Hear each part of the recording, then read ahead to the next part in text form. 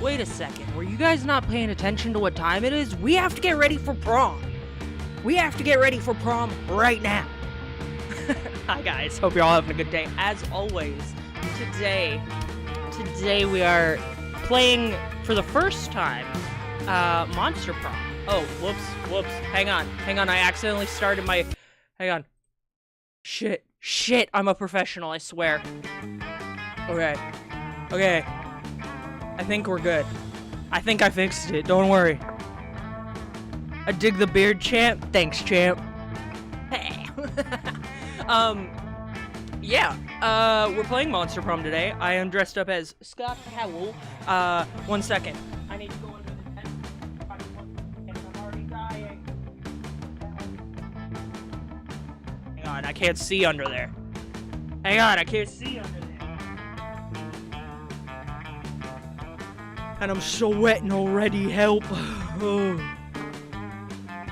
Only beard, no mustache. Exactly. I mean, that's because today I am dressed up as the one, the only Scott Howl. I was gonna have like a sticky Ani beard, but that didn't go according to plan. So Diet furry lore is crazy. Aw, shit, we back again with the diet furry. Hey, I don't have ears this time. In my defense, I don't have ears this time, but here, let's go ahead and, Jesus, so sorry. Yeah, we're playing Monster Prom. They're a monster, yeah, he's a werewolf. Still a diet furry, you're right. I love the music in this game. Oh, it's so good. Okay, so originally I was supposed to have friends to play this with me today, but my buddies aren't feeling well, so I'm here by myself. I'm gonna do my best to do all the voices and shit, but I will probably pop out the teeth part maybe at some point, because it's gonna make reading real hard. Yeah, this is a werewolf. There's a werewolf guy. He just don't have ears. Here, let me see. He's right here. Up here. Up there. There he goes. Where is he? Spot the Scott. Where is he? Oh, here he is. This guy right here. You'll get a better look at him when we get into it. Also, hopefully the audio and everything sounds okay, like the levels of the music and shit. Hopefully it sounds all good. Scott the Jock, exactly. Yes, precisely. Alright. We are going to play single player today. Now, I have played a lot of the first term. Gonna lurk because I'm doing things? Yeah, sounds good. You're good. Appreciate the lurk. So I've played a lot of the first term. I think we're gonna go with the second term today.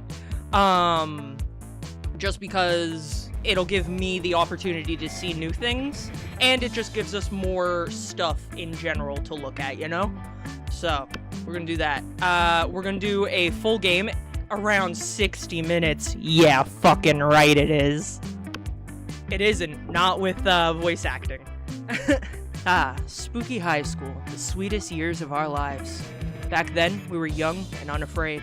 Sometimes reckless, sometimes brilliant, sometimes just stupid, but always willing to live life to the fullest. We're on a wild journey to discover who we really were. Who are you? Now, I'll be so real. I really like the Fire Lady. I also really like Brian, which is the zombie guy. I like all of these characters, but usually I play as like the Fire Lady because somebody else is playing the other ones, or I play as Brian. So I think today, but we could do Oz. Oh, I love Ozzy. He's so cute. Who should we play as? Do y'all have thoughts and opinions on who we should play as? Void guy? Hell yeah. Hell yeah, okay. I hear ya. Loud and clear. And we're just gonna go with his regular, name. We're just gonna go with his regular name. And we had yet to experience its ultimate challenge, the Monster Prom. I remember it clearly. 6 weeks were left, and as we fantasized about our dream prom dates, we were all scrambling to catch the attention of one of our 8 most charismatic classmates. Scott Howl, 21. A werewolf. Oh, wait, hang on. Oh, fuck. No, hang on, I fucked up. One sec. Okay, no, okay, those are on. Okay, we're good. Never mind. I, double fucked up. Don't worry about it. I'll speedrun. I'll get us back to where we just were.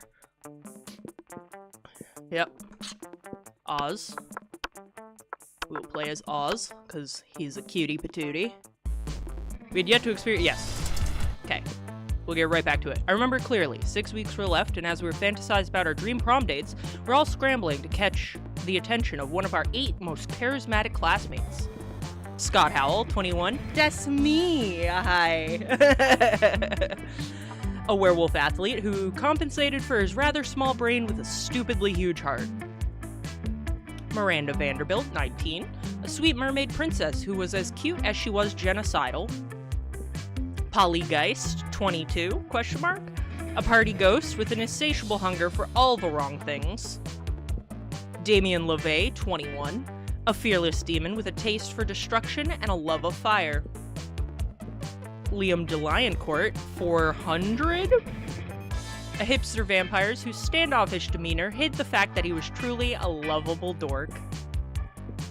Zoe Forever?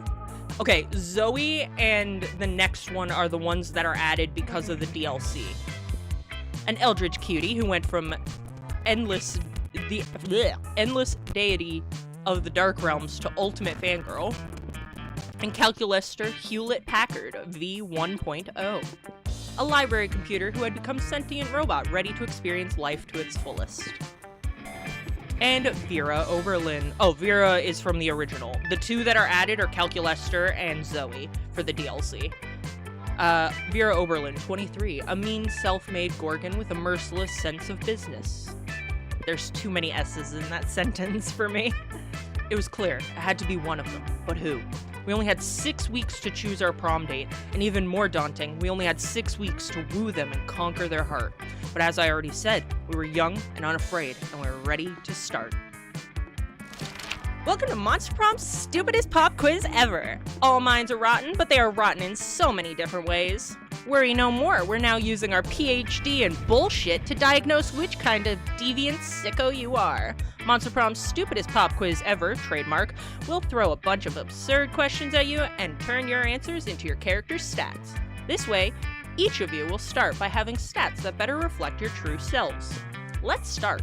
Okay, so dilemma. I know what answers pertain to what characters, or what stats usually. Fun fact, Calculester is voiced by Jacksepticeye, and Scott is voiced by Aaron Hansen from the Game Grumps. Yes, yes, and yes. I'm pretty sure the other ones are, like, also other people in the scene, but I don't know I don't know who voices who. But I know that Scott is voiced by Aaron, and Calculester is voiced by Jacksepticeye, which is sick. Love that. This game was actually made in partner with the Game Grumps. Also, let me go ahead and... Oh, that was a good one, wasn't it? Oh.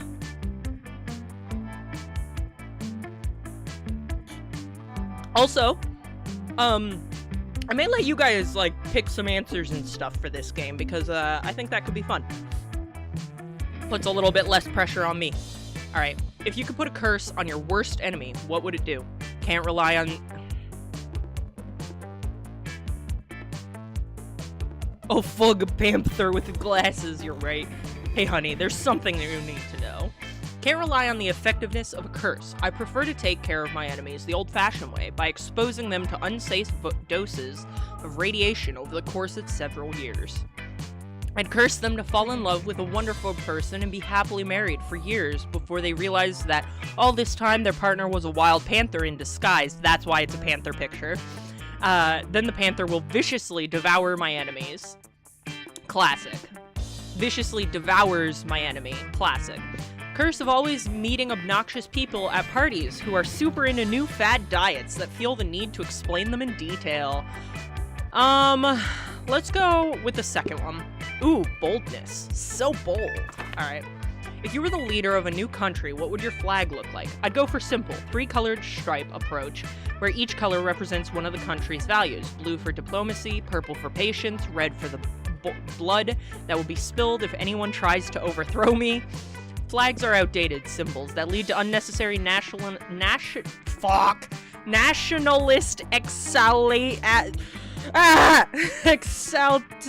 that word. We will replace flags with a national QR code that will provide online coupons for free burritos. Just Garfield's face, it's a power move. There's no doubt you're the supreme leader of your land if no one stops you from making Garfield the flag of your country. And between the second and the third one, I think we'll go with the third one. So fun. So far, we're bold and fun. Let's go. School just isn't working out. Time to go into stripping. What's your stage name? Hey, by the way, guys, this isn't exactly a safe for work stream. It's safer than most dating sims, but it's not safe for work. It never has been. Nikita Nipples, Kawaii Pussy Awoooo, Fuckfest XXX Explosions, Duchess Henrietta Honey Lips III, My Name plus The Naked, or Max Pleasure Model 3000. Okay, I need to just pick one. I think it's this one. I think it's Fuckfest Explosions. Fuckfest XXX Explosions. And I know who that pertains to. I know who all of these pertain. Maybe not Nikita Nipples, but the rest of these, I think I know who it pertains to. So I don't want to pick based on a bias. Based on a bias. When are visual novels safe for work? Great question.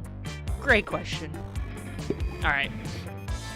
Oh, yeah, okay, that makes sense. That would be Polly. Oh, shit, we get to do it again. Okay. What would be a killer accessory? Shiny armor, sunglasses at night, a necklace with your own name in case you forget, a fabulous purse made from the skin of your worst enemy, Logitech G560, the best RGB gaming speakers, or coolness itself. Let's do coolness itself. Jesus, the music. Where are we going? We have tons of... Okay, so, up there, that's our stats, all right? That's our stats, way up there. We have 9 smartness, 7 boldness, 2 creativity, which is not great, 4 charm, 7 fun, and 5 money. Honestly, not bad stats. I think our creativity could go up, and our charm could go up, but, yeah. So, the way that this game works is based on the rooms that you pick, it ups a stat that you have. So, the auditorium ups creativity, I think, because it's like theater.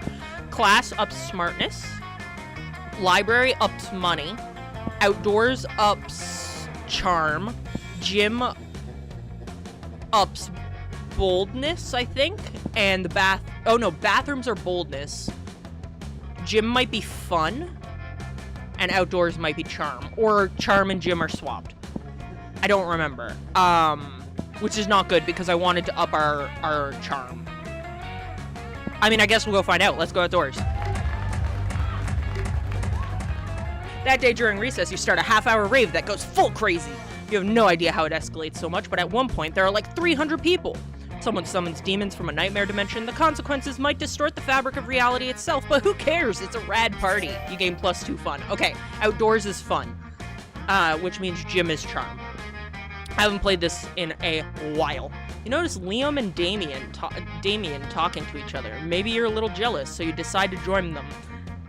Hey, so this is where I'm gonna take out the fangs, because, Jesus, there's about to be a lot of voices. Oh, I know, right? The entire concept of slang is barbaric, racially motivated, and deeply rooted in an abhorrent colonial mindset. And their outfits, black on red, it's like a bad cosplay as a fashion statement. I'm just pissed that they get such a cool name. You know, if I murder a dude, I'm just a killer. But if one of them murders us, they're a slayer. Slayer is a metal band. The Killers is just post-pop baby shit. There was a time when I would have hotly debated the genre classification of the Killers with you. But they're popular now, and so are obviously garbage. I disagree. The Killers slap. The same goes for the Slayers. Someone really ought to put an end to this archaic practice. You mean by murdering all the Slayers? We've tried that, Damien. We've been trying that for literally centuries. No, what we need is a new initiative, something fresh, something modern, something like... Liam seems to be drawing a blank, but you're not. Your idea is simple, yet effective. Murder all the Slayers, or a massive PR company letting people know that every cool person in history was either a vampire or a demon.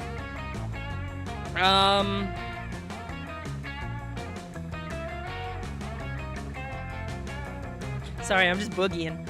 I think let's go... Fuck. See, the problem is I know who these pertain to. I'm pretty sure this one's for Damien and this one's for Liam, which is this man's. Let's do... Fuck it. More boldness. Now we're on the right track, but I'll do you one better. How about instead of murdering all the Slayers, we murder all the Slayers? I don't care how many times you repeat yourselves. I won't be party to an unoriginal plan. But Liam, doesn't the very fact that it's so unoriginal actually make it the most original plan of all? You've opened my eyes to an entirely new type of irony. Go on. Damien explains his revolutionary new plan in detail. It sounds like regular old killing to you, but Liam's eating it up. You gain +2 creativity and +1 boldness. Sick. Okay. I was worried about our creativity for a minute there. And now it's the afternoon, which means it's lunchtime. And we get to pick a table. Okay, we only have 5 money. I don't see a point in going to see the cat. Who should we sit with? Do you guys have a preference of who we sit with?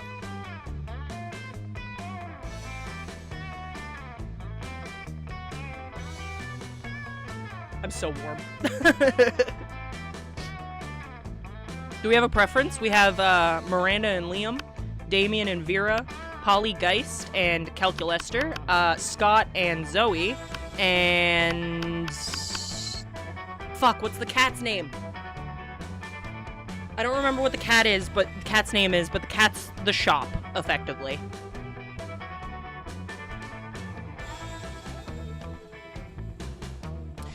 But we should probably sit with somebody that we've already talked with. We don't have to, because it's still early, but you don't know? That's okay. I don't know either. Would it be bad if I avoided Damien because I don't want to do the Damien fucking LaVey voice? I don't know who any of these people are. Yeah, that's why I tell you. This one up here, that's the purple guy, that's Liam and Miranda. The cat, I don't remember, but that's the shop. The blue lady is Polly Geist. And the computer face is Calculester. Then we have Damien, who's the demon, and Vera, who's the Gorgon. Then we have Scott, which is me, which is the werewolf, and Zoe, who is the Eldridge monster. Or are we feeling just like a get to know some more people? Go sit with Scott and Zoe? Okay.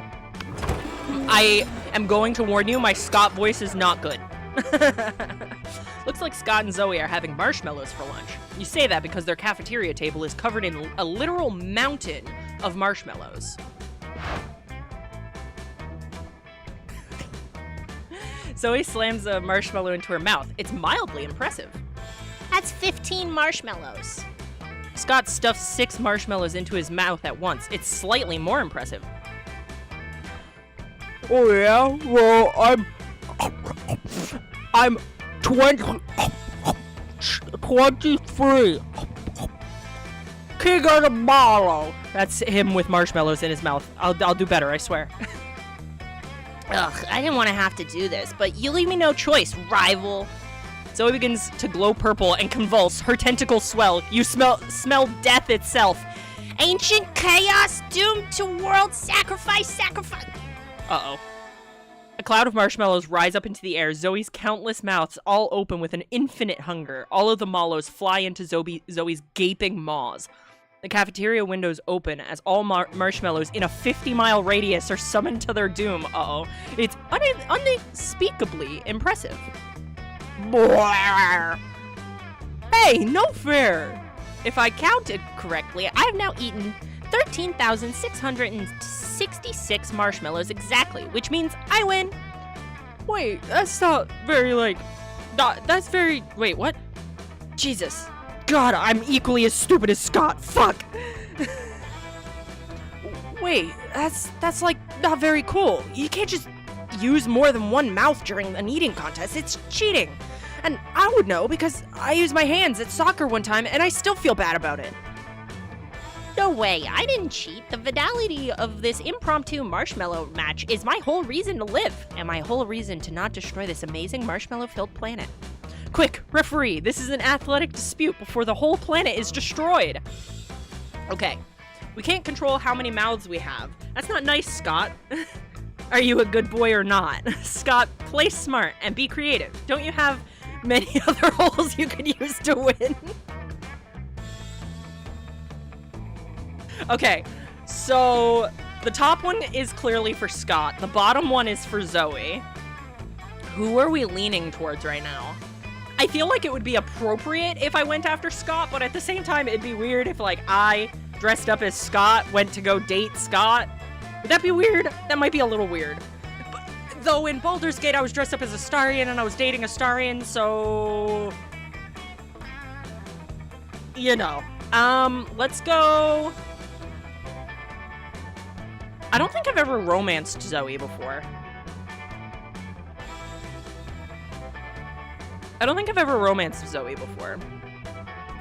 So maybe I should do that. Let's do that. Other holes? Oh, that was the answer for Scott. Oops. Oh well. Scott scratches his head and finds his ear. Based on his reaction, this might be the first time he's noticed he has ears. Date Scott, get the yacht. I mean, apparently that's what we're accidentally doing right now. Alright, hold up. Let me move my fan to be more pointed at me. I didn't realize how warm this cosplay would be.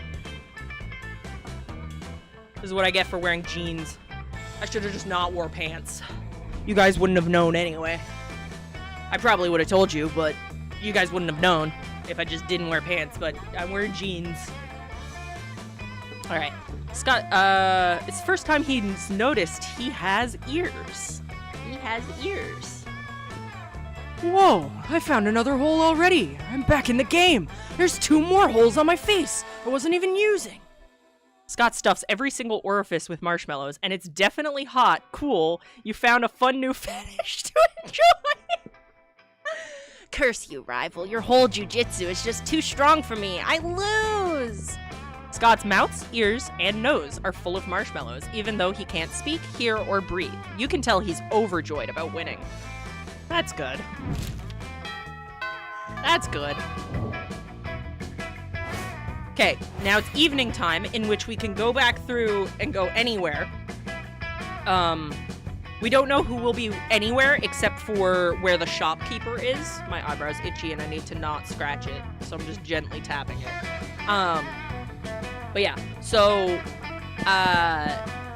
the only thing we can't do right now is up our smarts, but our smarts is actually really good right now. I think we should try to up our charm. because almost all the characters like charm. That day, an epic dodgeball match takes place. Everything seems lost, but you deliver an inspirational speech that fuels your team's spirits, leading to a spectacular comeback. You're clearly a natural-born leader. You gain +2 charm. As you go about your day, you can't help but notice Damien and Scott are trying on beige business suits. By the time you get over to them, they've both taken the suits off and are examining them critically. Something still isn't right. Yeah, and I really don't want to half-ass our Pokemon's cosplay. Coach says to always use your full ass on everything. I'm with you, man. Nobody gives more of a shit about the classic Pocket Humans video game than me. But what the fuck are we missing, man? We've got the suits, the horn-rimmed glasses, the sickly pale body paint, everything we need to cosplay Doug and Wilbur. The Twin Titans of real estate.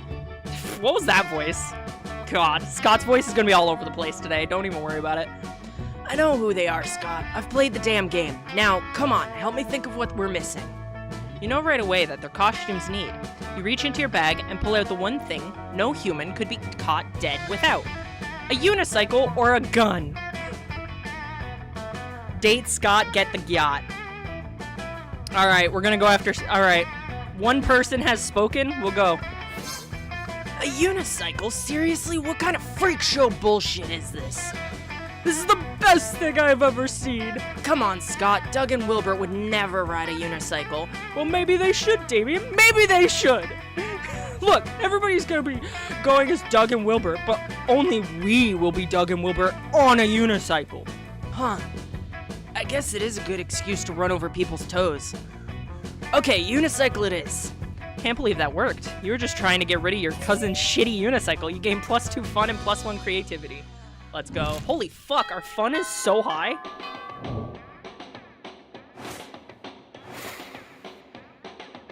Oh, maybe we will finish this faster than I anticipated.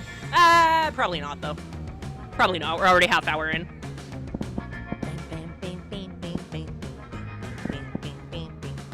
Let's get the charm up again. A day an epic dodgeball match takes place. Amidst the battle, you spot a fellow player that seems utterly discouraged.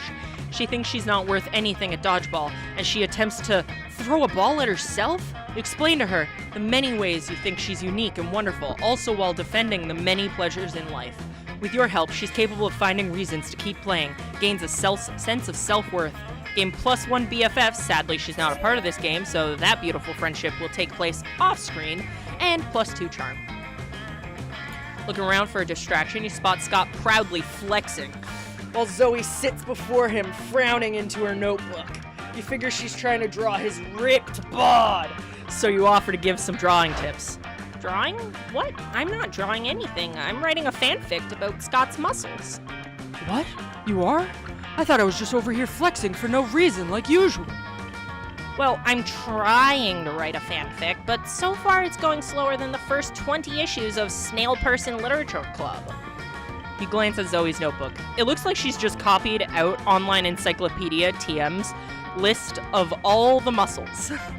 Oh, I can help. You know, Coach always says you can't spell muscles without some of the letters from adversity. You should add a bad guy who fights against all my good muscles.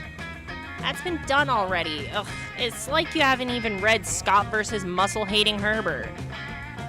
And that's exactly my problem. That nobody reads your fanfics? What? No, my problem is that I need to put an original spin on this fic. But my mind's more blank than the minds all those cultists whose thoughts I used to devour. Well, have you thought about adding a bad guy who fights against all my good muscles? This conversation is clearly going nowhere without your help. Quick, fix Zoe's fanfic. Scott's right. The story needs an antagonist, and everyone knows that the true natural enemy of muscles is the leaf scale gulper shark. Many muscle stories have been told, but how many have been told from the perspective of the muscles? I think to get on Scott's side, we have to pick the top one. So smart. Oh, fuck my life. Oh no, is that true? Thanks for the warning, bro. I was planning on going on a shark safari with my buds this weekend. I'll make sure to steer clear of any mussel-gulping leaf sharks. Great whites and tiger sharks only, thank you. Scott, that sounds incredibly dangerous. Well, as Coach always says, danger only has one of the same letters as mussels, so whatever. But if you die, who will I write a fanfic about? Other than your devastated classmates mourning your untimely demise, leaking delicious sorrow into the... Sorry, what were we talking about? I have no idea. I love hanging out with you guys. Oh, okay, that was Scott. Good. Well, you didn't help Zoe's fanfic at all, but Scott sure seems happy with you. You gain +2 creativity and +1 charm. Okay, our charm is much better than it was now. Alright, who do we sit with? We have Polly and Calculester again. Why does it feel like I have like a splinter or something in my finger? Okay, we have Polly and Calculester again. We have Damien and Miranda. We have Scott and Zoe. Again, I don't know why they're constantly attached at the hip. And we have Joy. Her name is either Hope or Joy, and his name has left my brain right now. But these are just other NPCs that we can hang out with, not necessarily date. I think you can date her in the next one, though. In the next game, you can date her, I think. I'm not positive, though.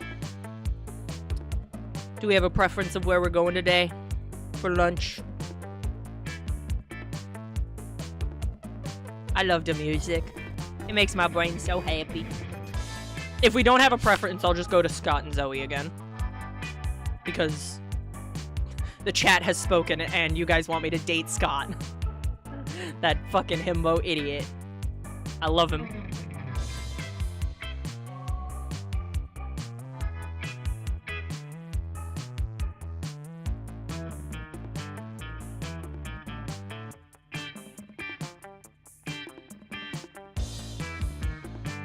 Okay, we're going to Scott. Sit down with Scott and Zoe. Just as Zoe cracks open the Tupperware she brought for lunch, you're not sure what's inside, but it sounds like it's screaming? Whoa, Zoe, what are you eating? Is it pizza? I love pizza. No, Scott, it's not pizza. I'm on a special diet where I only eat Sanity. Oh, Sanity. I bet that's chock full of protein. Not really. It's mostly chock full of horror. It's better fresh, but that's a lot messier, so when I come to school, I pack leftovers in this Tupperware instead. So smart. What does Sanity feel like? Well, you know, when you're sucking the marrow out of the ethereal bone fragments harvested from the carcass of a rival deity you've slain? I don't think I've ever eaten a rival deity. Do I have a rival deity? Is it fireworks? I hate fireworks. Idiot dog, I love him.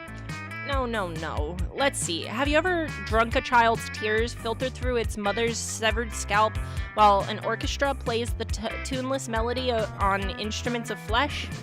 I've had pizza. Is that close? Not really. It's more like cashews. Cashews and shrimp. Oh, cool. I knew it was high in protein. Can I try some? Can I? Well, it's not really for mortals.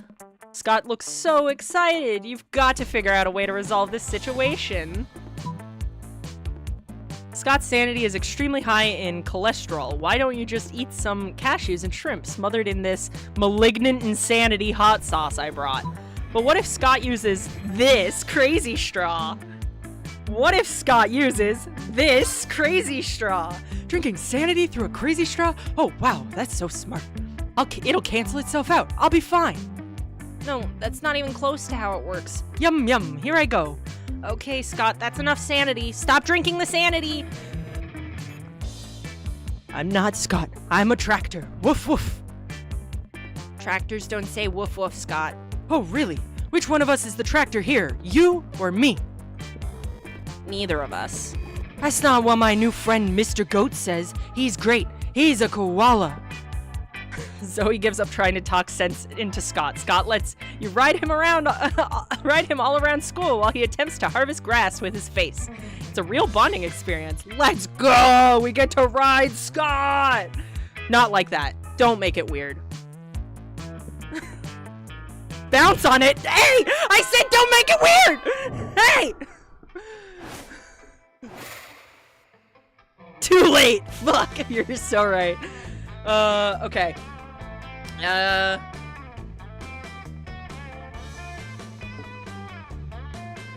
Okay, our charm's actually chilling right now. Maybe let's up boldness. The only thing that's really low that we have right now is money, which is fine. That day you skip class and just hang out in the bathrooms because you respect no authority. I said it first. Fuck, you're so right. Damn it. All right, I guess we're bouncing on it crazy style then. Shucks, you got me. I guess some people just want to watch the world burn by skipping class and hanging out in the bathrooms. You give +0 shits, but you gain +2 boldness. After you're considering using the bathroom for its intended purpose for once, only to find all the stalls occupied by the wolf pack. Jesus, this is gonna be bear with me, okay? Please. Now, I want a good, clean competition. You're all winners just for trying. Bros, the way to be a winner is a pissing contest. That's what he sounds like. Is to be the winner of the pissing contest. Yeah! P-I-S-S-I-N-G! Nah, that's not quite how it's spelt, but close enough. Oh, hey, Oz. Are you here to watch the competition? I love when sports team gets to try different sports. They judge the pee on every level, color, strength, smell, all the important things about werewolf pee. I really hope I win. I'd hate to be a loser in front of my fellow wolves. How can I make sure that my pee is the winningest pee?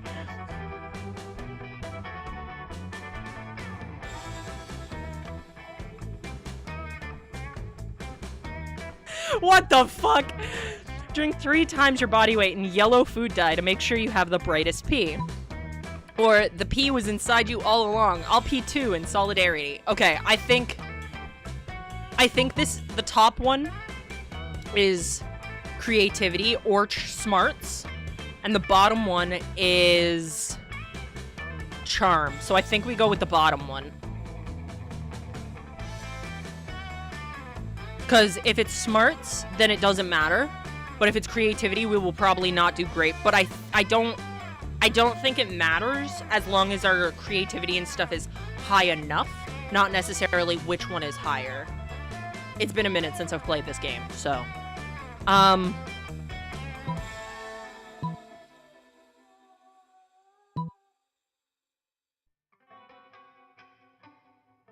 think the bottom one's funny. So charming. Really? I'm gonna have Oz beside me? This is just the confidence boost I'll need. Everyone in position? Ready, set, pee! The wolves begin to pee ferociously, but none more ferociously or peeingly than Scott. This might be because you're standing next to him doing so badly in comparison. Apparently you're pee shy and are basically a leaky faucet beside Scott's hurricane. He's declared the winner. And you're the ultimate loser, but just when it seems you might be the laughing stock of the whole school. Listen, everyone, doesn't matter if Oz is horrible at peeing. I may be the actual winner, but everyone is a winner in their hearts and in their bladders. What the fuck? Everyone applauds. Scott winks at you. It is the wink of someone whose friendship with you, or maybe more, is blossoming. You gain +2 charm and +1 boldness. Sick.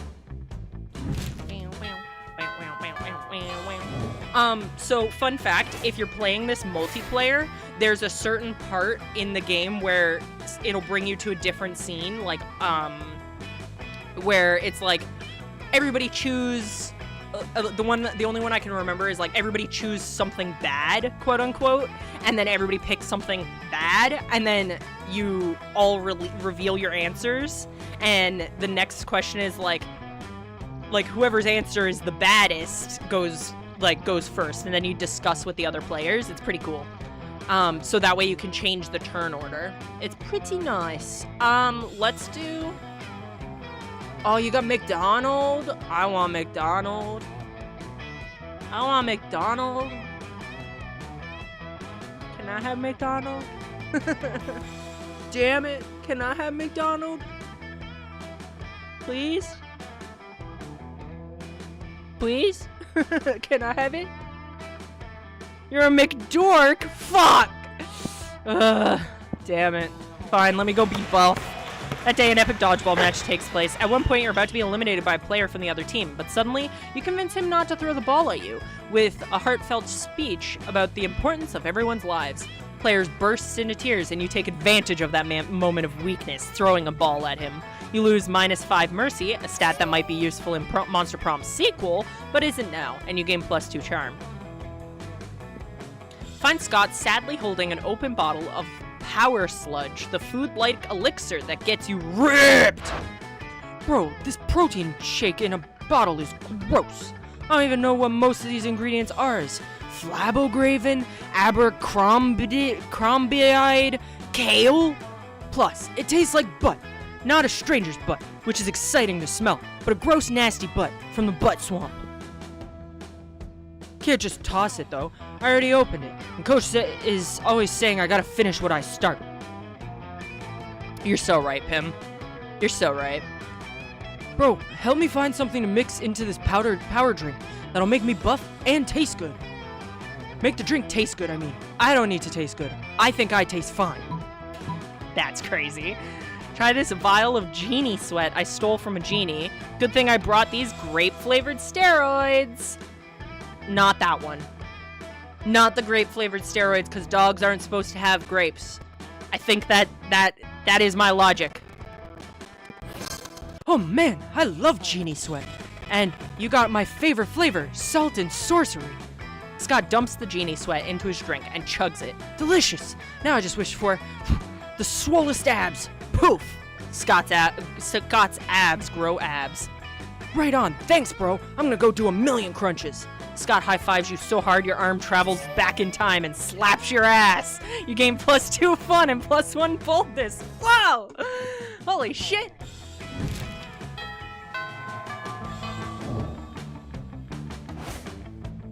Damn, we might end up having to do more than one round. We're flying through this. Oh, well, we have to go sit with our boys. This table's gonna suck for me voice acting, but that's fine. Find Scott and Damien immersed in their favorite mobile game, Pocket Man's Go, based on the classic Pocket Humans. My Reginald Bosworth uses income tax audit. Oh my god, look at Damien's outfit. Look at Damien's outfit. Anyway. Oh no, my Lindsay Robert never saves receipts. It's super effective. Ha! Now for the finishing blow. Wait, what? Reginald contracted lymphoma. Reginald's lymphoma deals 500 physical damage to him and 999 emotional damage to him and his loved ones? Woo! I win again. Why are all your Pokemon so unhealthy, Damien? Because I make them all smoke cigarettes and live next to toxic waste dumps, obviously. Maybe you should stop that. Where's the fun in that? Let's have another match. What are you two nerds doing? Nerding around? Nerd up, nerds. Whoa, Scott, is that you? I didn't recognize you under all that nerdery. What are you doing playing a dumb video game for stupid babies? But Pokemans isn't dumb. It's cool, because... No way is Scott gonna come up with anything. But if you do, maybe you can score some points with Scott or Damien. Show them that a phone equipped with a Pokemon's Go can also be used as a football. Say nothing. Pelt them with steamed vegetables. Let's do the top one. Because that's for Scott. No way! I didn't know that was a feature of Pokemon's Go. It's not. He's just gonna grab someone's phone and... You snatch Damien's phone, heft it in one hand, and fling it across the cafeteria. Hey, my phone! What the dick was that for? Yay, someone threw something. I'll get it. Whoa, bro, check it out. Perfect spiral on that throw. That's technique right there. Let's all install Pokemans on our phone right now, and then throw our phones at each other. The Wolfpack bound off to play a full contact phone tag. Scott soon returns with Damien's phone in his mouth. Damien's phone is pretty much destroyed, but Scott is so happy to be playing fetch with you. Aww. What a good dog. What a good dog.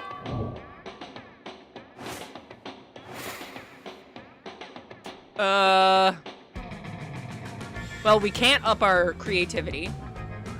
We could up our money. Let's up our money. That day you spend some time on the library's PCs, sending malicious spam emails in the hopes of stealing other people's money. Doesn't sound very nice, but who's really the one to blame if they respond to such blatant scam? You lose -10 karma, which isn't a stat in this game, so who cares? And you gain +2 money. There you are, swiping through potential monster match dates when you spot Scott pacing and muttering to himself in distress. Can't bear to see someone so adorable in so much pain, so you might as well try to ease it however you can. Oh, hi there, Oz. Do you think I'm adorable? Yes, in fact, you were literally just thinking that. Anyway, the other day, I was out in the forest trying. Oh my god, I know what ending this is! Oh my god! Sure, balls to the wall, we'll get it, we'll do it. I was out in the forest trying to find a quiet place and a large branch to do some pull-ups before the big sports game. Anyway, suddenly I was approached by all these talking forest animals. They were pretty big for forest animals, and I'd never seen animals that can talk like that. I mean, other than us, werewolves, if you're counting us as animals. And they were just so fuzzy and adorable. They said they were impressed by my pull-ups and my muscles, and that I was even more adorable. So, the nice little forest animals with giant heads made me their king, which was really, really flattering. I just don't know anything about ruling. I'm not sure if I'm good enough to be a king. Aw, poor Scott. It's up to you to help him rally. Scott, a good king is a strong ruler, physically strong. If you can do 100 push-ups, you can be a good king for sure. True royalty has been inside you all along. Why else would your eyes be royal blue? The Riz. The Riz. Let's Riz. My eyes are royal blue? Liam said they were cerulean, but I always knew that wasn't a real word. Clever Liam. He was clearly testing me. So, if my eyes are royal blue because I had royalty inside me all this time, does that mean I have, like, a little blue king or queen inside of me? Is it, like, my true self? I always suspected such big muscles couldn't be of this world, so good old Scott is just a mecca for a little blue person to fight against evil. Wonder what my real royal name could be. Sir Beef Wellington? Lady McBeef? No, Lady McMuscles! I should ask my loyal furries about that. Furries is what I've decided to call those giant furry talking forest animals for short. Oh no. Wait a minute. Thanks for helping me get my confidence back, Oz. You should come meet my furry friends sometimes. Well, you've always wanted to hang out with Scott. Not too sure about these circumstances. But it's better than not hanging out at all. You gain +2 smarts and +1 fun. Yeah, we're fucking powering through this. Goddamn. Yeah, we might have time for more than one run. This is sick.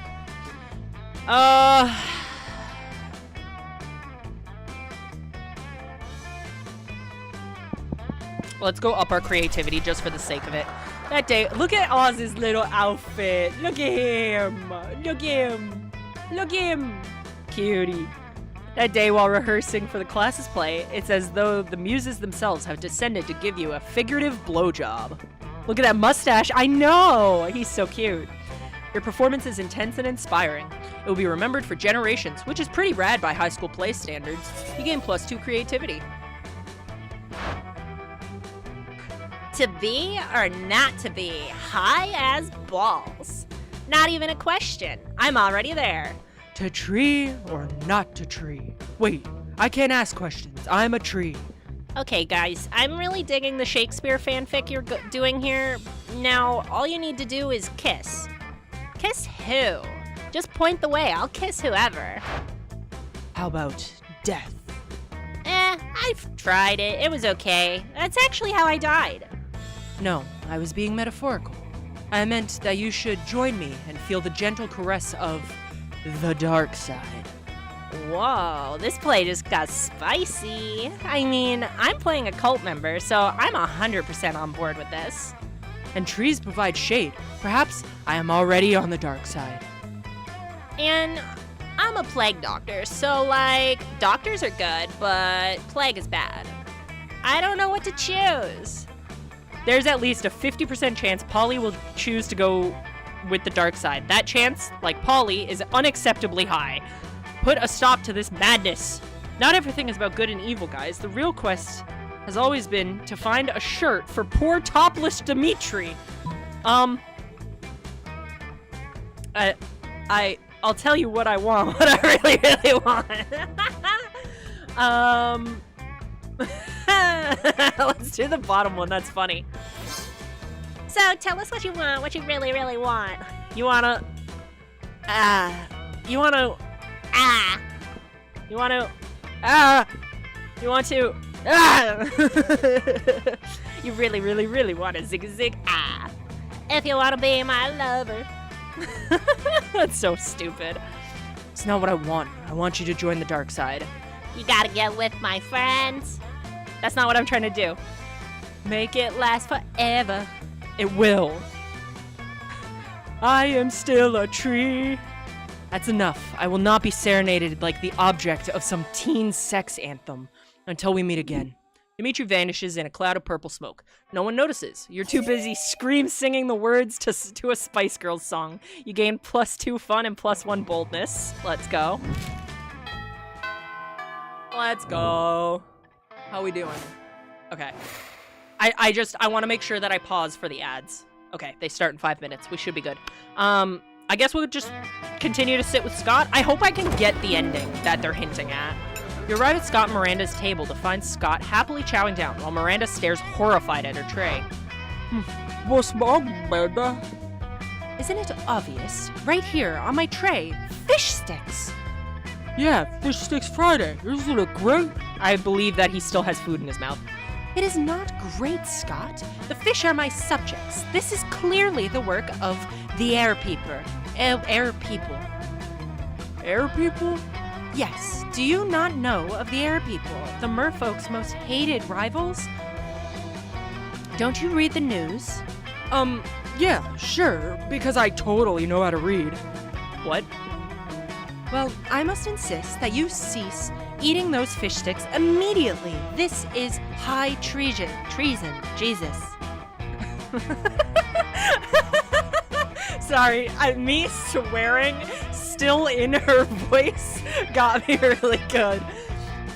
Aw, but I've been looking forward to Fish Stick Friday since last Fish Stick Friday. Are you sure I can't eat any? He's asking Miranda while holding fish sticks really close to his mouth, but you feel like you've got a better answer to settle this argument. You blurt out, "Haven't you heard, Scott? Fish sticks make you worse at sports. They contain baldropinol and nerdoflavin. Or fish sticks contain absolutely no fish. It's all garden snails and food-grade plastic. Scott can eat as many as he wants. Scott can eat as many as he wants!" See, Miranda? There's nothing wrong with fish sticks at all. They're good and good for you. I suppose you're right. Perhaps this is not the air people plot I suspected after all. Though I am disappointed that so much plastic is being used in fish sticks, rather than plastic drink rings to catch birds with. Don't forget about the snails. There's snails in it too. I would much rather forget about the snails. Thank you. Does this mean you still don't want your fish sticks? Can I have them? Can I? Very well. You may partake. I'm not sure where my eating serfs has gone off to in any case. As you watch Scotch,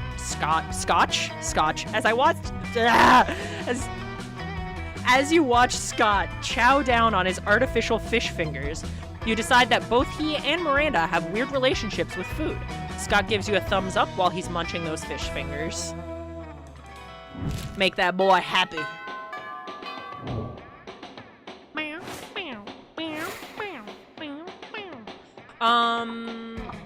Okay, we have 2 minutes before, I need to check something, though.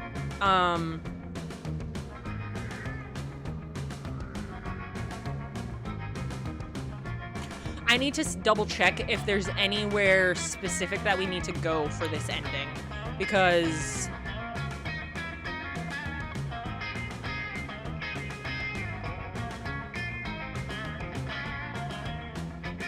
Okay. Okay, this one's relatively straightforward.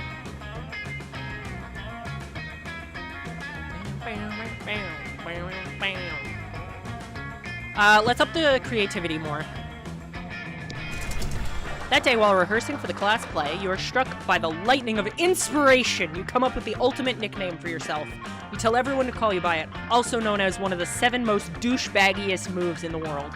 Fun fact, if you're playing multiplayer, in brackets for this prompt, it says, "We, the developers, dare you to come up with a nickname to call yourself and get the other players to call you it for the rest of the game," which is really funny. But the nickname is so awesome, inventive, and appropriate, Jesus, that people decide to go with it. Quite the feat, you gain +2 creativity. There it is. We, the devs, dare you to actually come up with a nickname for yourself and ask the other players to call you by that name until the end of this run. Unfortunately, we don't have any other players with us today. Maybe some other time. Teenage college wolf. Woo! Hi, Raptor. You're practicing your very best monster mash when you hear the sounds of an argument, which is so strange in these secret hallowed halls of education. Lol, JK, can you imagine? Pause.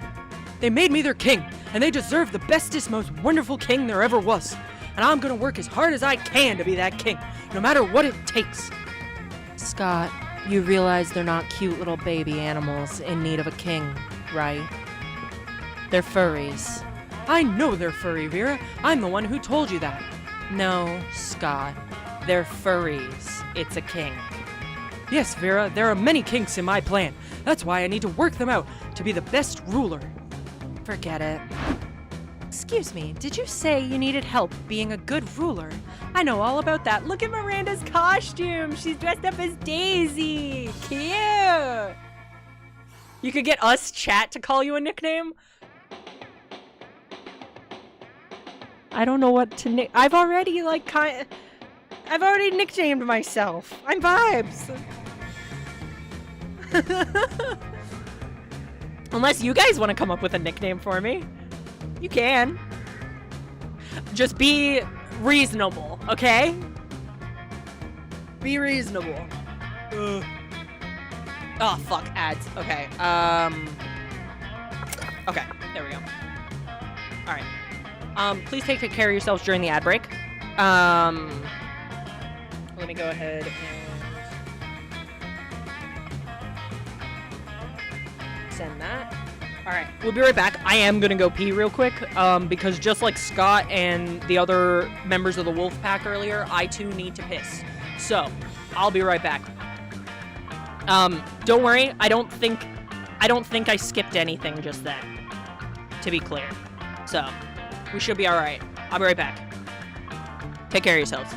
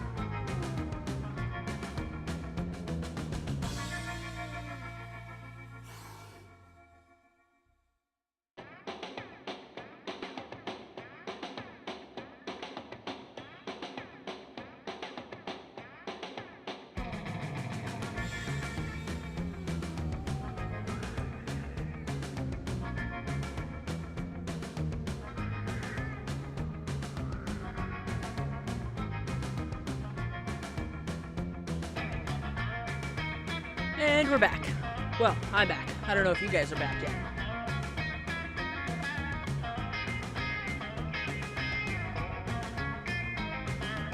Welcome back from the ads.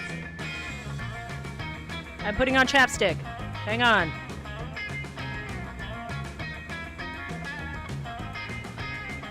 Canadian teenage wolf vibes.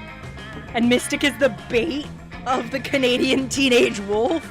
No. I don't think Mystic likes Scott like that. I think Mystic likes Damien. If I remember correctly. Alright, back on into it. Being a king. That's not your voice. I just combined their voices. Hang on. Being a king is easy. As Daddy always says, only live peasants can stage a rebellion. Oh, Miranda, I'm not really sure. Fear is your most important weapon. Your second most important weapon is actual weapons. Torture soup spoons, razor teacups, a knife on fire, you know, the usual. I don't know, Miranda. I appreciate the advice, but I don't think that's the kind of king I want to be. Nonsense. I'll go get you the butter knife shuriken right now. Just seems so unnecessary. There must be a better, kinder way to rule, right, Oz?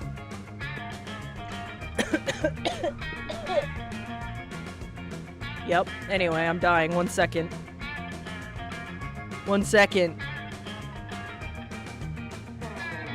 I appreciate y'all saying we should go after, Scott, because I get to avoid Damien that way. A little bit. I want them to have, I want them to have a happy time under Scott the First. They've been so nice to me. They've written me beautiful songs, which are about my adventures, but most of them are of the sort of things I definitely have not done. And they've made amazing drawings of me, which are very generous in their proportions. I just think they deserve the best leader. They're drawing him with a massive dick. His dick is huge in those drawings. The furries are drawing porn of Scott. Anyway. Damien fucking LaVey! High shoulder. High shoulder bones. Alright. Normal rulers make their subjects pay taxes, but what if you paid taxes to them? Or flag time, you can't rule a kingdom with no flag. Without a flag, it would be just a bunch of flagless people. Our creativity is higher than our money, so let's do the flag.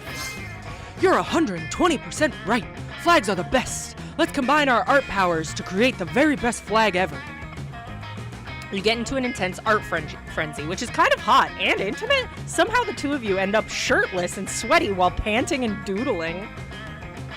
Painting and doodling, not panting, but Jesus, still. What the hell? I want to be at that arts and crafts party. After 3 hours of passionate art activity, you put your clothes on, again, because of decency, but mainly because we don't have a shirtless model for Scott. Liars! I am almost positive they have a shirtless model for Scott. I'm pretty sure they do. Don't lie to me, devs. And admire your work. Whoa, this is genius. No, it's actually not so bad drawing of Scott shirtless and the words Scott rules. But sure, why not? You know how to take a compliment. Scott leaves all excited, ready to execute your plan.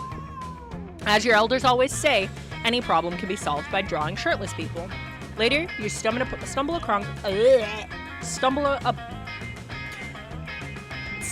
upon Scott again. Why was that so hard for me to say? He seems quite excited. Here you are, Oz. Your plan was a success. My beloved furries seem to love a flag that's basically just me shirtless. They declared it a national day that should be celebrated yearly by drawing me shirtless. Which is kind of silly, since they do that pretty much every day anyway. But the important thing is that now I'm the best ruler ever, and it's thanks to you. I would love for you to visit my kingdom someday. We might even celebrate Shirtless Scott Day together. Wink. You're pretty sure Shirtless Scott Day will totally become your all-time favorite festivity. You gain +2 charm and +1 creativity.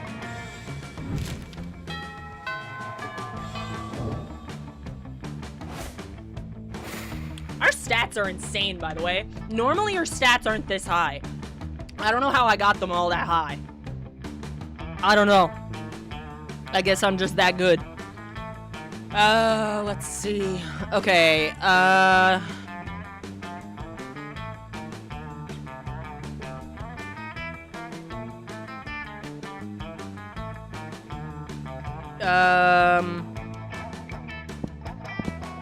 I mean, all our stats are honestly pretty good. At this point, I don't think there's a check that we could fail. I guess just to make sure we... Oh, wait, no, I can't. The cat's in there. Alright, then... Maybe creativity again. Maybe creativity again.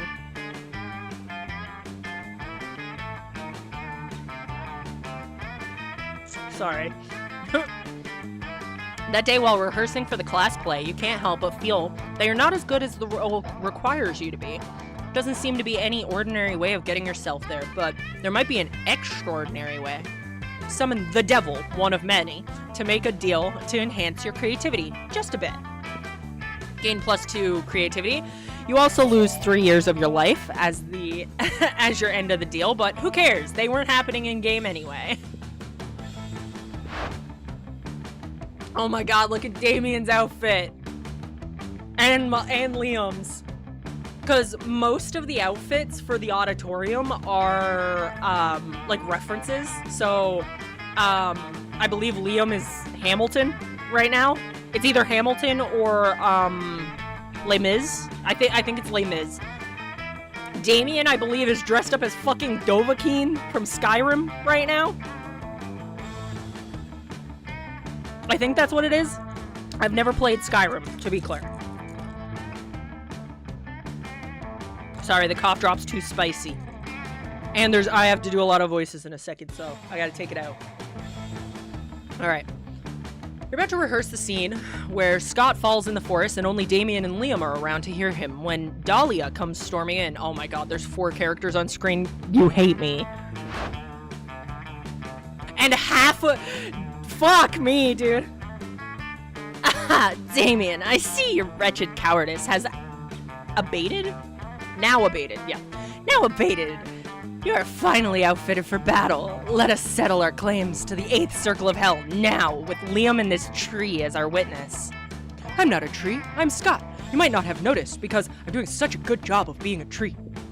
Indeed you are, and such a strong tree at that. Join me, Scott. In my conquest for the 8th circle, I could use a lieutenant who is also a tree. What the fuck? That's not the voice I usually use for her. I just want to go on the record as saying that I do not support any of this. Luscious? Lucius? Lucius? Luscious? Is that how you spell luscious? I don't know if that's luscious or Lucius. I don't know what Lucius means, but I know what luscious means. Anyway. Ha! Luscious little Liam, I do not need your support on the battlefield. My scrumptious purple concubine. You can support me later, in the bedroom, romantically, as in by having sex with me. Am I the only one at this school who takes theater seriously? We're in the middle of a scene! Yes, the scene of the crime. The scene I am about to do to you. And that crime is murder. Okay, first of all, murder isn't a crime. Second of all, we're not doing any of it right now. Then why are you outfitted for battle? This is a costume! My real battle armor is just 700 knives tied together with barbed wire. A likely story. Face me, coward! Ugh, all this drama is interfering with your theatrical production. You need to get Dahlia out of here, but how? If you want Damien, you'll have to go through me and this army of pissed-off Rottweilers, but Dahlia, this isn't really Damien. The real Damien was inside you all along. Ah, fuck. Let's do...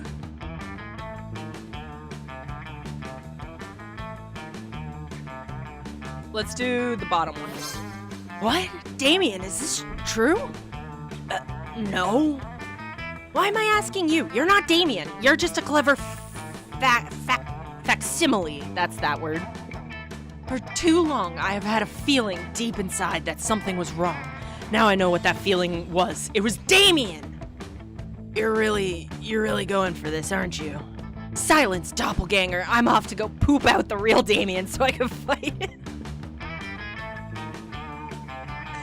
You sure are a charmer, aren't you? That wasn't what he said, but it's fine. There'll be plenty of time for sex talk later, Liam. To the bathrooms.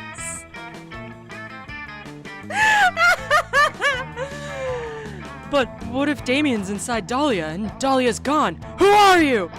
I'm Damien. Oz was doing something called lying. I've heard of lying before, but I have no idea how it works. Tell me more. Got rid of Dahlia, and you inadvertently gave Damien a good opportunity to explain to Scott how to act. You gain +2 smarts and +1 creativity. Now what? Alright, let's go sit with our boys, of course. Sit down to enjoy a nice normal meal at the Spooky High cafeteria as usual. Well, JK, something fucked up is always going on here, and today is no different. Oh, hello, Oz. Did you want to come sit with us and our Imaginary friend, no one else is here. Their imaginary friend roars, and the whole cafeteria shakes. Okay, Oz, you have some smarts. You're probably gonna figure this out pretty quickly. Why do we have a wild beast under our table? Why don't you take a guess? He's asking you to guess because we totally forgot our plan. Scott, no we didn't. Shut up. Look at him, he's blushing. Look at him. Cute. Damien is probably my favorite, I won't lie. We were going to teach it the piano, or maybe the saxophone. I lost my notes. No worries, no notes needed. You know exactly what they should do with this wild beast. The wild beast should be the new school mascot. Put him in a sports jersey and let's rock. Go team! It's obvious you brought such a beast to the kitchen to turn it into the next Monster Chef champion so you can split the big Monster Chef cash prize. The top one. Go team! Oh, that's a great idea! I'm pretty sure Spooky High already has a mascot, but you know what they say, the more mascots, the merrier. I really don't think they say that. Well, they should. If most schools have only one mascot, having multiple mascots must be one more thing that makes our amazing school even more extra special. I can see it now. Spooky High wild beast that Scott and Damien kept under a table. Rah, rah, wild beast, eat the other team and make a feast, and try not to get an infection from the yeast. Actually, that chant is pretty dope. Oz, thank you tons. The wildebeest mascot sure will be fun. If you ask me, I owe you one. If you were to nitpick, you could point out that tons and 1/fun don't actually rhyme, but why would you nitpick such an adorable and genuine display of affection from darling Scott? Yeah, damn, we might end up having to do multiple runs. All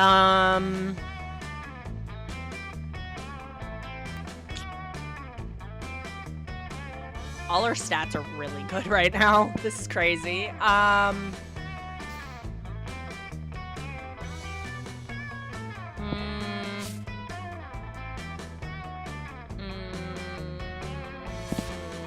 mean, we could get the money up, but I don't think we need money for the event. Let's go.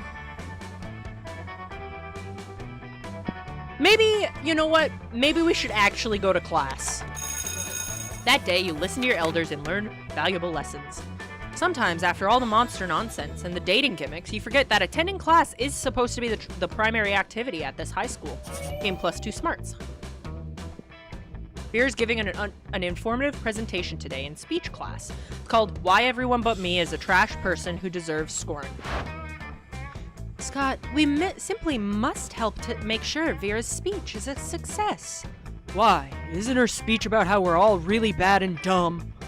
Because Vera is our friend, Scott, and friendship is the greatest treasure of all. Also, my parents owe money to her father.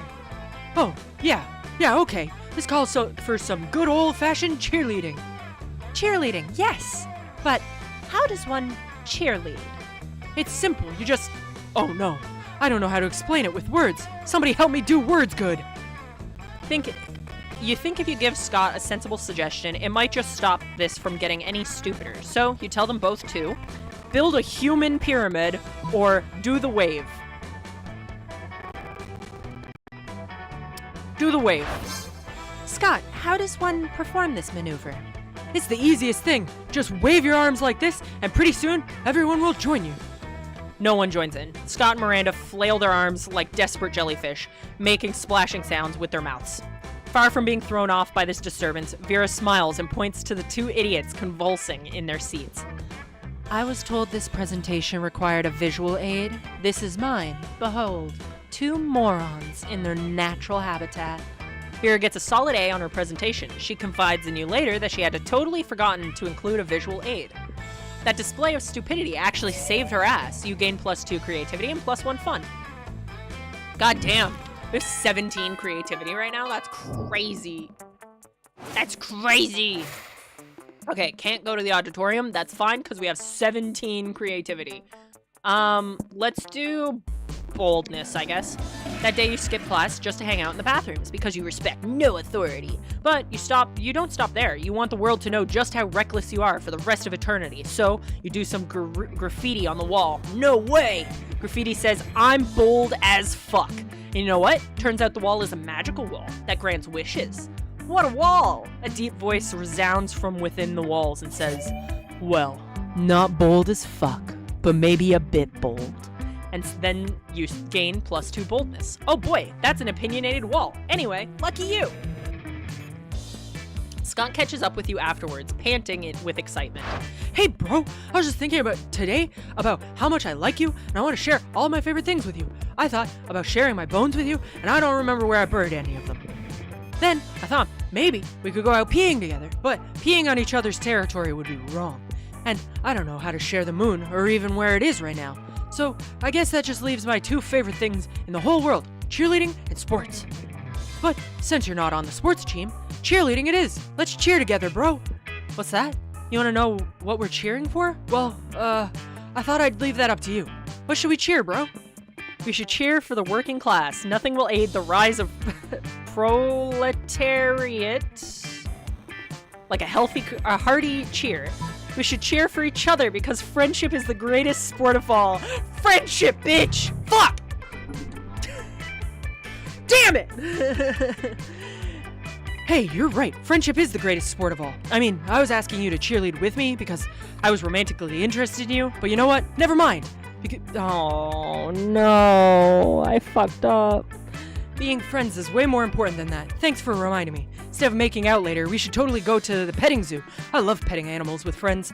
We can stop on the way. I can take this edible underwear I bought to use with you. No need now that we're such... Oh. Fuck! Scott says friends one more time. You'll literally tear your own heart out and eat it. Right now, that only feels like what's happening. You lose 2 boldness and 1 smarts. You friend-zoned yourself just a little. I think we're okay though, because we've been on top of it. I think 1 negative is fine. I think 1 negative will be fine. You waltz over to Miranda and Scott's table to find them peering suspiciously into a burger. Secret sauce. What dread mysteries do you conceal? Whoa, do you think the secret sauce can talk? Cool. Hey, secret sauce, what are you made out of? No, Scott, my question was rhetorical. Awesome, mine was loud. Oh, it's no use. We will never discern the active ingredient of this delicious secret sauce, unless you have an idea, Oz. Blood are your father's enemies, Miranda. That's why it's so delicious. You're overthinking this. Scott, it's a sauce made of secrets. That one. Oh, of course. Oh my god, look at Miranda's face. Secret sauce. The clue is in the title. But what are the secrets made of? Shh, Miranda, it's a secret. But... Shh. Shh. Shh. It's an effort to become more mysterious. Scott has you rub secret sauce all over his chest. You're definitely into it. Great. This should be the final part for the furry plot. Let's go. Let's go fix our charm. That day, an epic dodgeball match takes place. Many people fall during the battle. You can't take anymore, so you valiantly go straight to the other team's leader and start negotiations for a truce. After hours of intense diplomacy, you commit to an agreement. What an unexpected twist. You gain plus 10 righteousness, but this game is so wrong in so many ways that you would be lucky if you could do anything with that, and plus 2 charm. After that, it's time for the most important part of school, visiting Scott's Kingdom of Furry Animals as promised. Okay, hang on. Okay.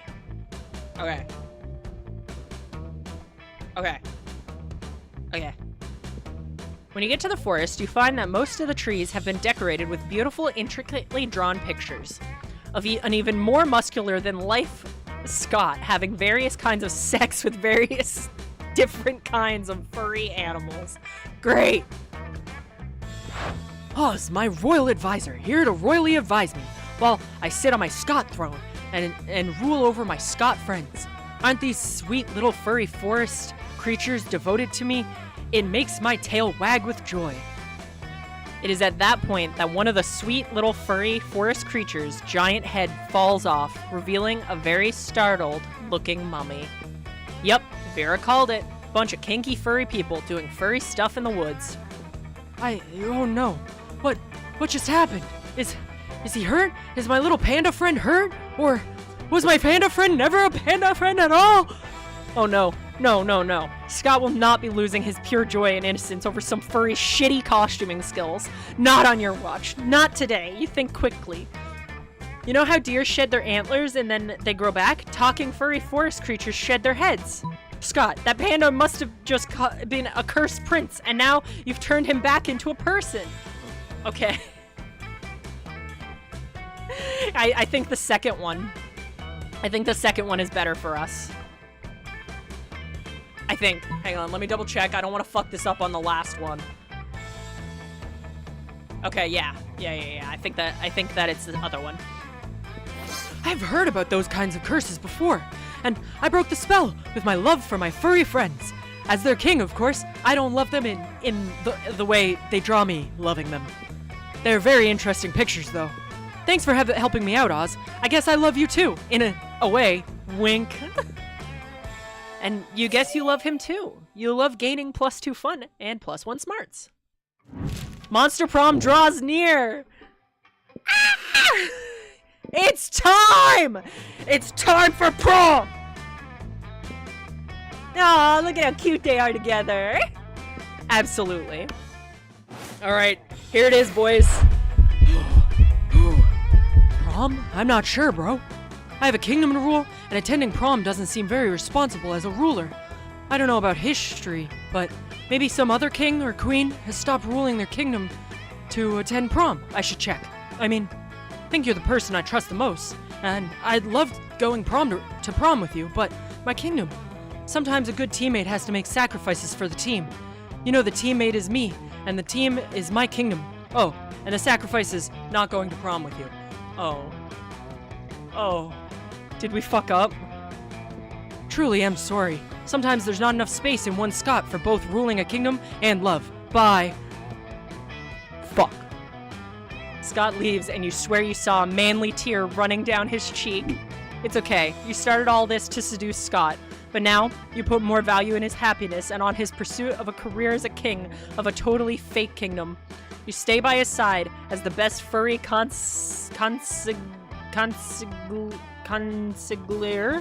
Sure, that has ever existed. Your relationship with Scott strengthens, and in the end, his kingdom sees that. Okay, no, we didn't fail. We just didn't go to prom. It's fine. We just didn't go to prom. Scott thought his kingdom and love weren't compatible, yet it seems to be quite the opposite. Scott's subjects started drawing lots of suggestive art pieces depicting the two of you. We did it, guys. He's the furry king. We did it. Facing that explicit art made you rethink the nature of your relationship, and it ended up being closer to all that NSFW art. Woohoo! Woohoo! Oz, most likely to become an expert on Bulgarian cartoons. Scott's quote, Life is like sports. Both are words with letters. And that's our stats up there. The far one is endings, this one is events, and the one that you guys can't see because my fat head is in the way is outcomes. That's my stats that I have because I've played a dummy amount of this game. I actually don't know how much of this game I've played. Look at them all! Those 6 weeks were maybe the most epic and absurd weeks of our lives. After the Monster Prom, we kept living our lives, falling in love, battling for friendship, and learning about who we were and who we could be. And you know what? Like it always does, life happened, and it was wonderful. Scott became an athlete. Not so long ago, he won a prestigious national award for being the best at doing sports. Liam honed his most admirable skills and got a job with it. Now he designs moment gram filters.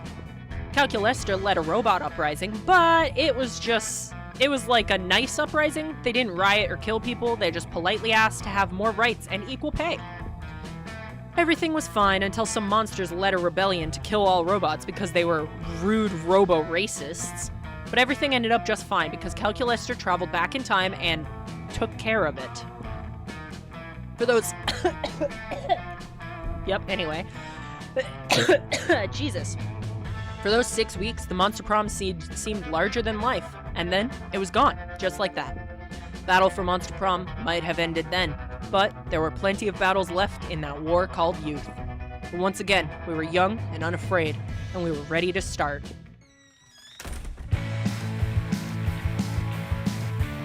Oh, I don't know this song as well as I know the one from the initial ending.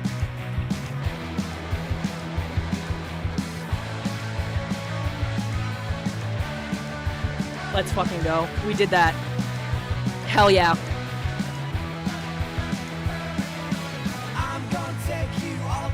Oh yeah, Jesse Cox worked on this game too. I forgot about that.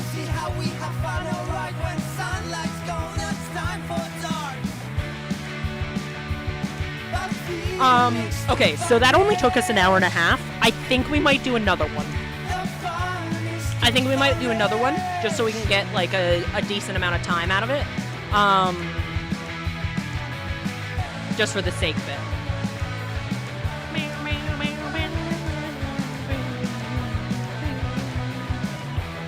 But yeah, just for the sake of it, I think we'll do another one so that we can get to that 3-hour mark. At the very minimum. Oh, there's all the voice. Oh, you guys can't actually see. It's behind my... Whoops. There's the other voice actors. Oh my god. Damn, we powered through that. I did not think that would go that fast.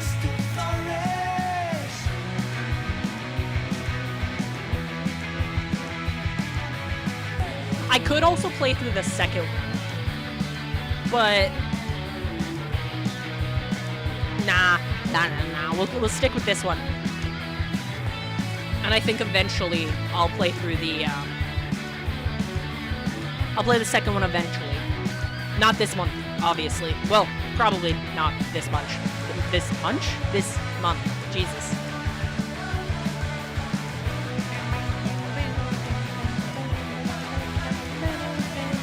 Look at them. Look at them. They're so cute. Oh, look at the picture we got. Look at the picture we got. Cute.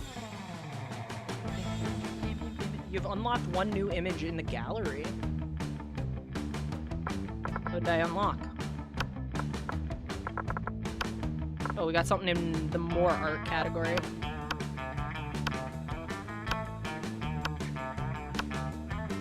Where is it?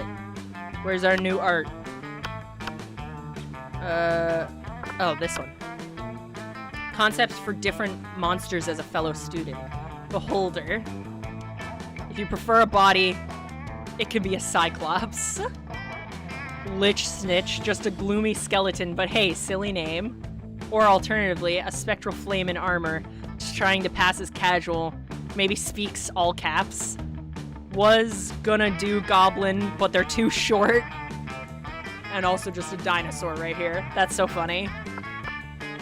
That's so funny. I love that. Oh man, that was good.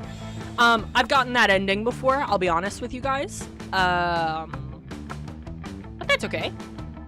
It's alright. Jeez. But yeah, I should explain. So I was gonna play, as you can see, you can play this game multiplayer. I was supposed to play it multiplayer with a couple other people today, but those people are not feeling so well today, so I gave them the pass and said I would do it myself, and just be an insane person, voice acting, alone, in my room, dressed up as a jock werewolf, for all you people to see on the internet. And honestly, it makes me question my life a little bit, but that's okay. Yeah, we'll do another run.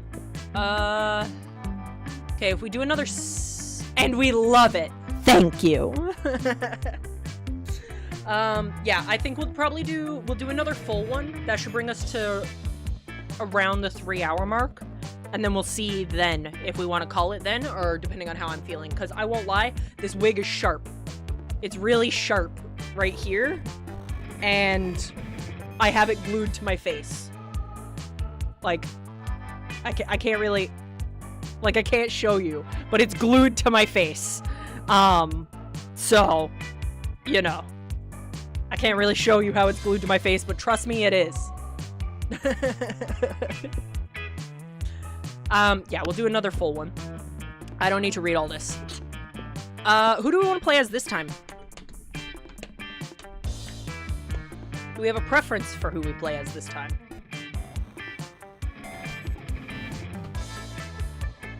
Because last time you guys wanted Oz. Who we feeling this time? If there's a preference.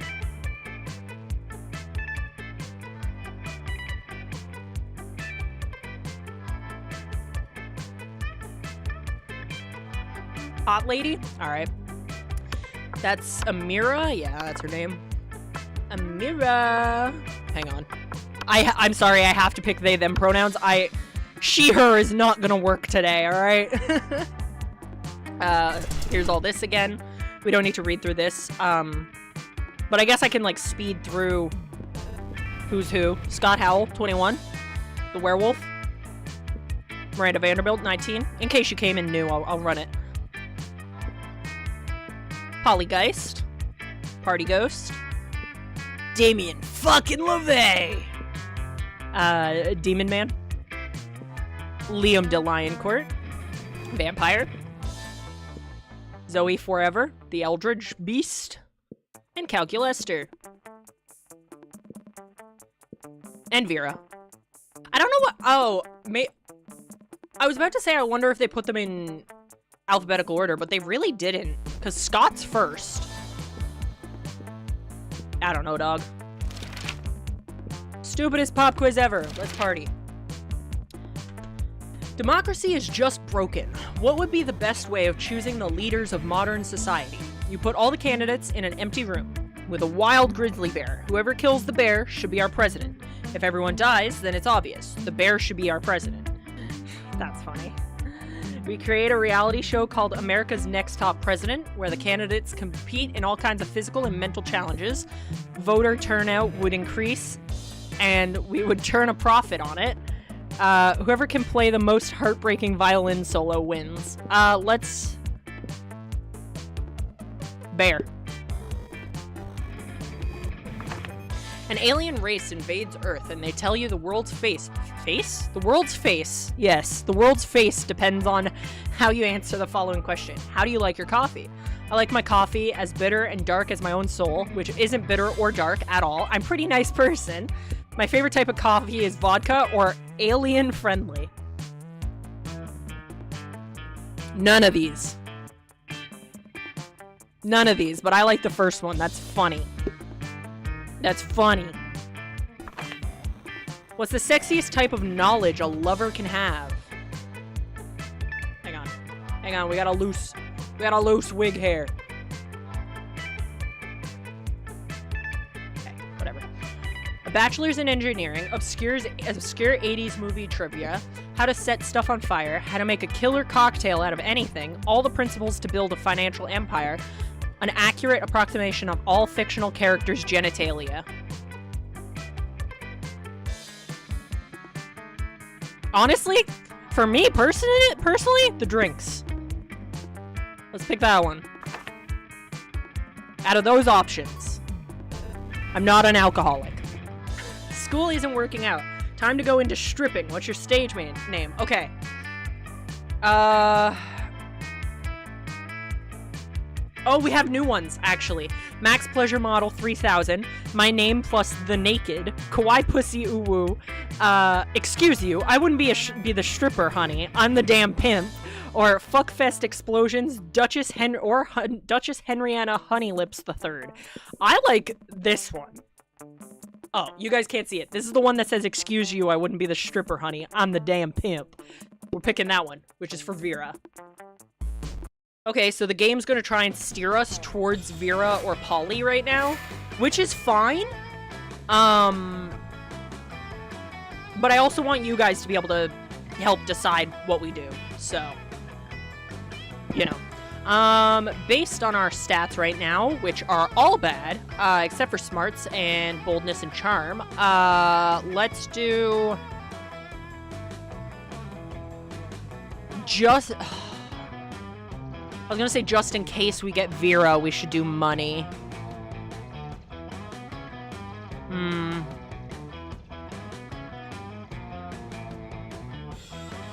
Our fun is so ridiculously low, though. Let's do fun. Look at her! Ah, she's so slay. That day during recess, you start a half-hour rave that goes full crazy. You have no idea how it escalates so much, but at one point there are like 300 people. Someone summons demons from a nightmare dimension. The consequences might distort the fabric of reality itself, but who cares? It's a rad party. Game +2 fun. Spot Vera and Polly discussing something. You've got to get in on this conversation. It's bound to be something nasty. Hey, hey, hey! I'm not doing all 5 hays. That was too much. What? Are you going to that party tonight at Dale the Mummy's crypt? The dog star has aligned with Venus or something, so his parents are beings of pure energy for the weekend. He's got the place entirely to himself. I might stop by. Yay! Okay, so listen, Scott's gonna be there too, and I totally want to spike his drink. Now I'm interested. What are you thinking? Laxatives or Viagra? Gross. I was thinking something fun, like shrooms. Shrooms won't even dissolve in his drink, you idiot. You there. Back me up on this. What do you think we should put in his drink? Yeah, make it something fun, like shrooms. Moonroot induces werewolf transformations. He'll be a literal party animal. Or do you want to make him a laughingstock? Use that flower that makes a person fall in love with the first thing they see. We can make him fall in love with a chair or a house plant.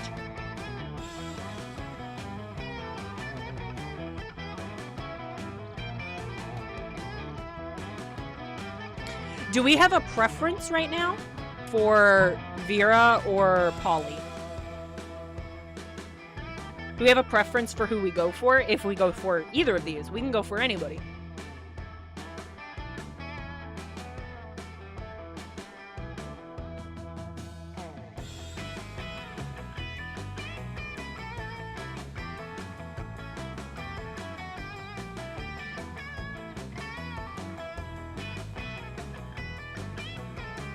I've really not seen many Polly endings. Okay, we can do a Polly ending, sure. Polly's fun. I like her. Oh my god, cute! And I totally have a snack chat filter. Snack chat? Sure. Snack chat filter that makes people look like wolves, too. So I'll use it on him, then he'll be like a double wolf. Awoooo! Yeah, snack chat pick that cool totally justifies unleashing a vicious beast onto an unexpected party. Awoooo! You gain +2 fun and +1 boldness. Okay, we need to get our fun up then. If we're going for Polly, we need to get our fun up and we need to get our charm up, because I think those are her 2 favorite things. Oh my god, we get to go sit with Calculester. You like sitting with Calculester and Polly at lunch because neither of them eat, so you've got plenty of space on the table for all your minifigs. Suddenly, Polly grabs Calculester's arm and points excitedly at the vending machine in the corner. Calculester, dude. Don't look now, but that vending machine is totally checking you out. Impossible. Vendronica and I have a purely platonic relationship. No way, dude. Take a look at her insides. No drinks? Dude, she's thirsty. For drinks. For your shiny metal ass. Current status, highly uncomfortable with this topic of conversation. Sounds like just the kind of thing that's none of your business. Time to interfere. Wow, Polly. So just because the vending machine is a machine, you assume she has feelings for another machine? That's pretty racist. But Calculester, have you actually told Vendronica that you only want to be friends? Or is it time for a DTR?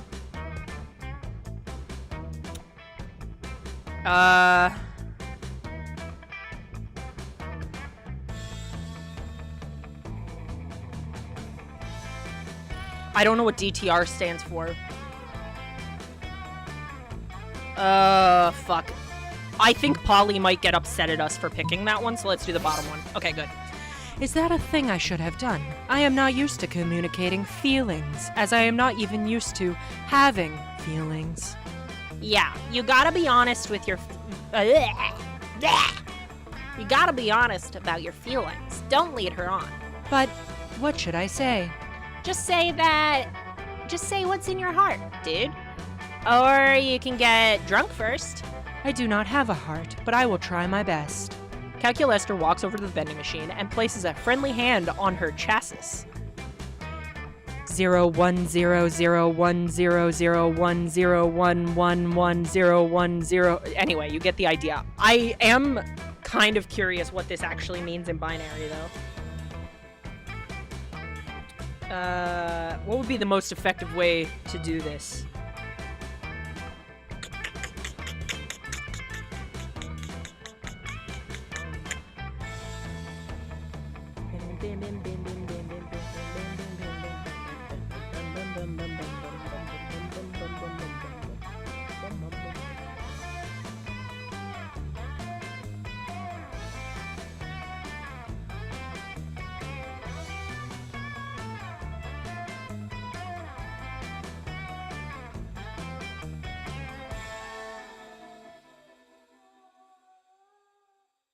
Because I want to know.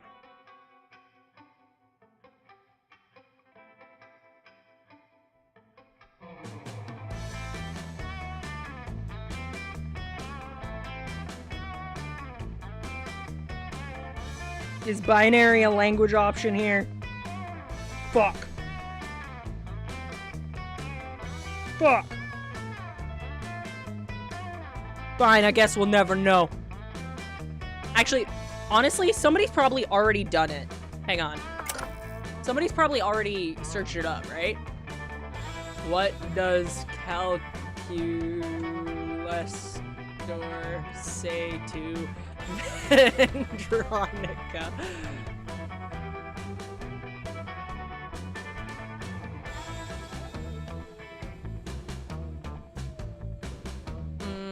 Okay, never mind. Never mind. God has smout us. Oh well, that's fine. I don't have time. We're not rizzing Calculester anyway, so we don't need to know what he's saying. Vending machine solemnly dispenses a candy bar. It is a single lonely musketeer. She is disappointed, but seems to understand my position. I hope our friendship will survive. Sweet, free candy. I don't eat food, but I love candy anyway for some reason. That's good to know. Maybe you can convince her to love you as much as she inexplicably loves candy.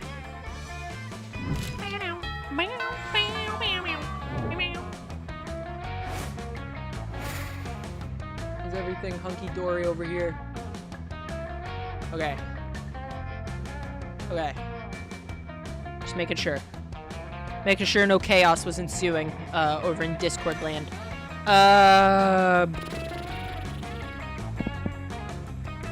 Oh, fuck. We can't go outside. Fine. We'll do fun then. Or charm then. Look at her! She's so slay! That day, an epic dodgeball match takes place. Everything seems lost, but you deliver an inspirational speech that fuels your team's spirit, leading to a spectacular comeback. You're clearly a natural-born leader. You gain +2 charm.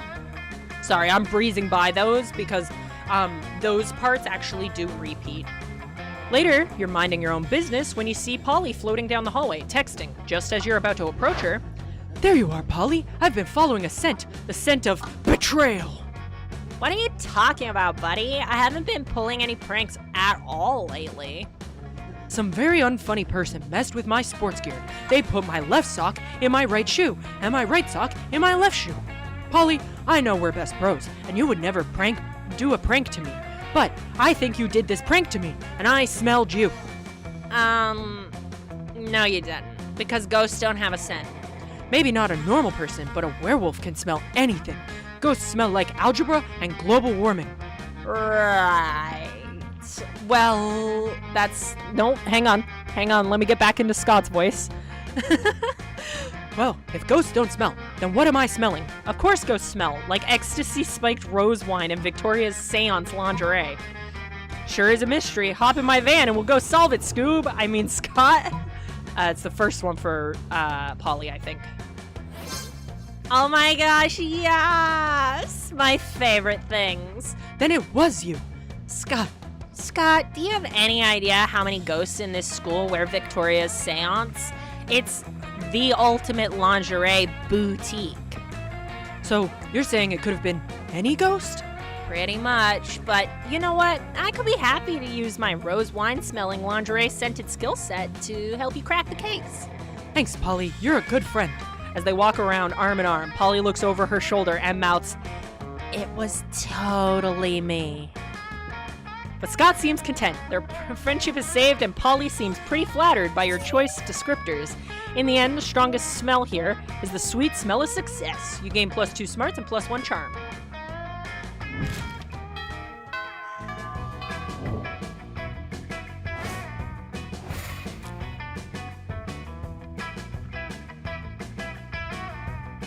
See, what sucks is I think she also likes boldness, if I remember correctly. And we can't get our boldness up right now, but we can go get our fun up. That day during recess, you start a half-hour rave that goes full crazy. You're talking to Juan, the small magical Latino cat, when he tells you that you won't ever be as fun as Bob the scary clown. You accept the challenge and go straight to Bob, stab him several times, open his bleeding chest, and eat some of his guts in order to consume his fun. Really? You think that's how this works? Well, it is. You gain +2 fun from poor Bob.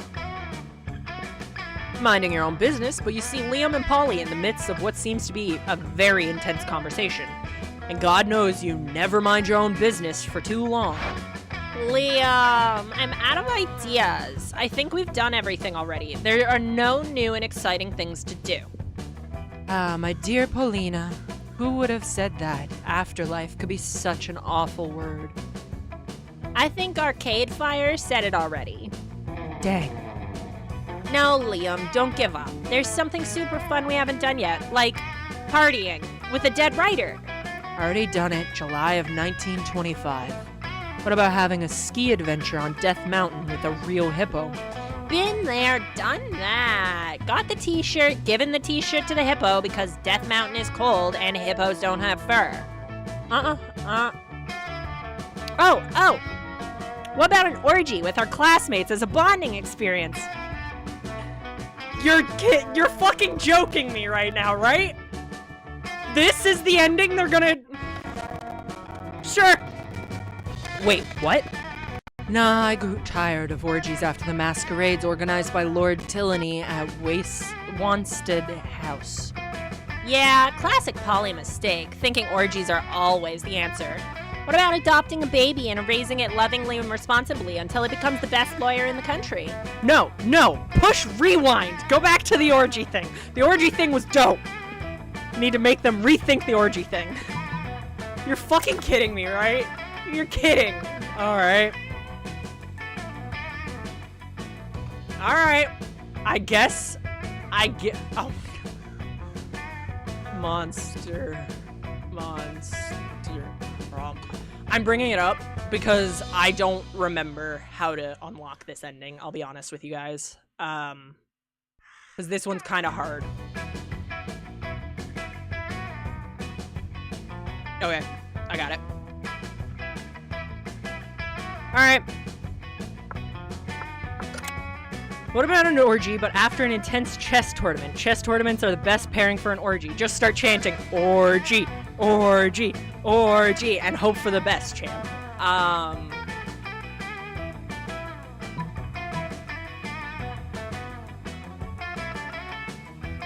So we have to pick the bottom one, which is honestly in character right now because I'm dressed up as Scott. Orgy, orgy, orgy. Start chanting orgy. There's not much more to it. I think Amira has a point. I dismissed the orgy idea completely, but it took me hearing it said 5 times in a very loud voice to see it in a whole new light. Yes! I love anything when it's proposed in a loud, annoying tone. So orgy it is. Anyway, there's just 3 of us. An orgy of 3 people is just a threesome. It's time to convince some other people to join Polly and Liam's good old-fashioned orgy. That name is a bit derivative, but Polly is right. I'll start the preparations. You two go hunt down some orgy attendees for us. Sorry, my phone is freaking out. All right, there we go.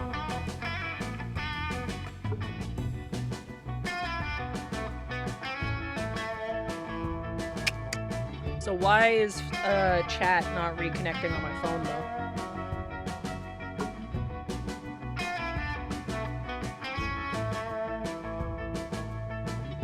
Can't believe we're getting the fucking orgy ending. We got the Scott Furry King ending while I'm dressed as Scott, and now we're getting the orgy ending. What are the fucking chances that this is what happens for this stream? 2 special endings, mind you, which is interesting. That name is a bit derivative, but Polly's right. I'll start the preparations. You two go hunt down some orgy attendees for us. I'm sure lots of absurd yet funny situations will take place. Fuck yeah! Orgy planners unite! There you go. When last week the school's career advisor suggested a career in orgy planning, you thought she was just super drunk again. Game +2 fun and +1 smarts.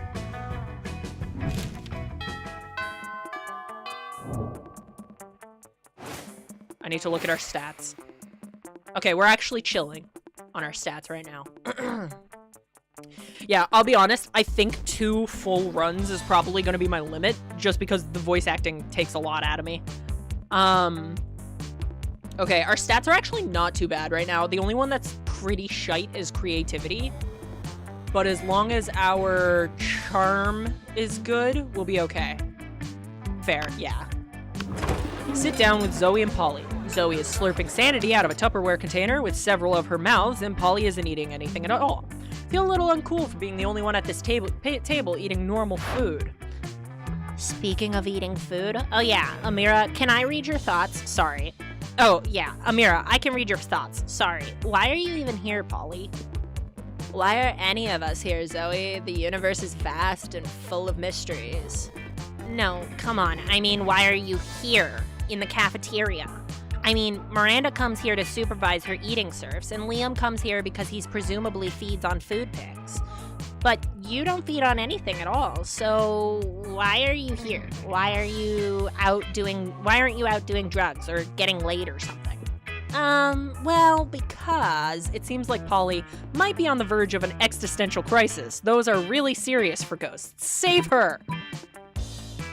Polly comes here because secret backstory reveal, or Polly comes here because fuck it, she can do what she wants. I'm gonna go with the top one because I think the bottom one is probably boldness, and our boldness is not good compared to some of our other stats. Oh, fuck, I didn't realize, oh, shit. Okay, I didn't realize that was, damn it. Okay.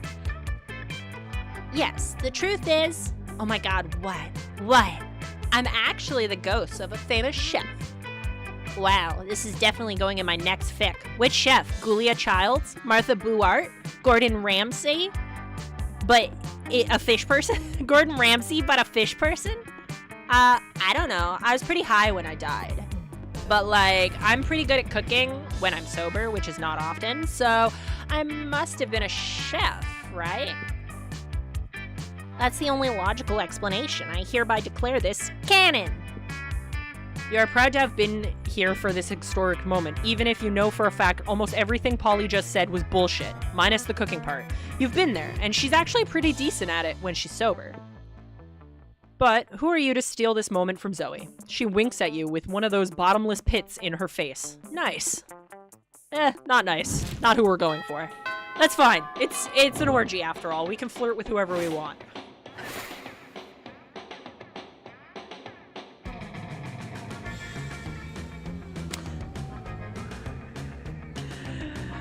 I say the darndest things.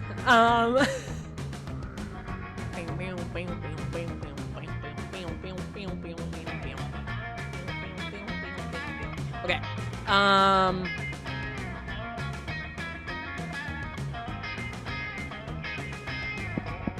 Okay, I would like to get our charm up more, but we can't right now. So, let's get... I guess we can go creativity. Why not? We do choose to run 3-minute ads, but, Oh, actually, you're right on time. You're right on time, Stream Elements. The ads are about to run. All right. I will pause during the ads. But I'll just... That day while rehearsing for class... Oh, take care of yourselves during the ads. Please. Just for little old me. Take care of yourselves. That day while rehearsing for the class play, it's as though the muses themselves have descended to give you figurative oral sex. Your performance is intense and inspiring. It will be remembered for generations, which is pretty rad by high school play standards. You gain +2 creativity. Catch Polly floating up on the catwalk, muttering to herself. Okay. I'm gonna pause it there so that the ads don't interrupt the sequence. Please take care of yourselves during the ads. Stretch your legs, get yourself a snack, a drink, whatever you may need, and we'll be right back, boys. Take care of yourselves.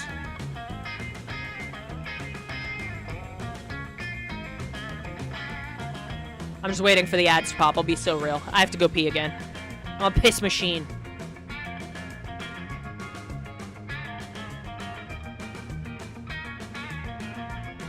I love the music in this game. It's so good. Genuinely. 10 out of 10. I like the song from the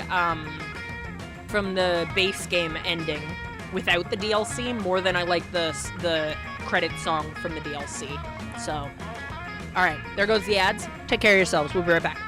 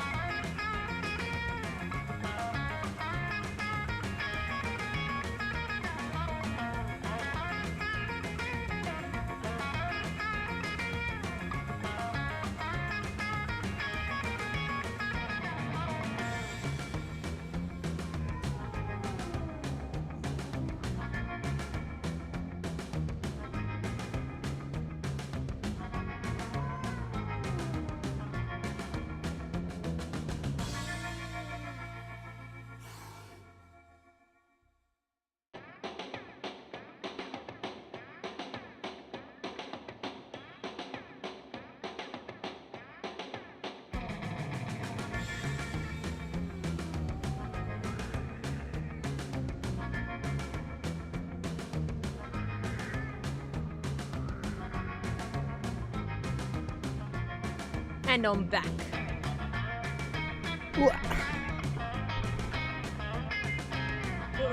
Alright.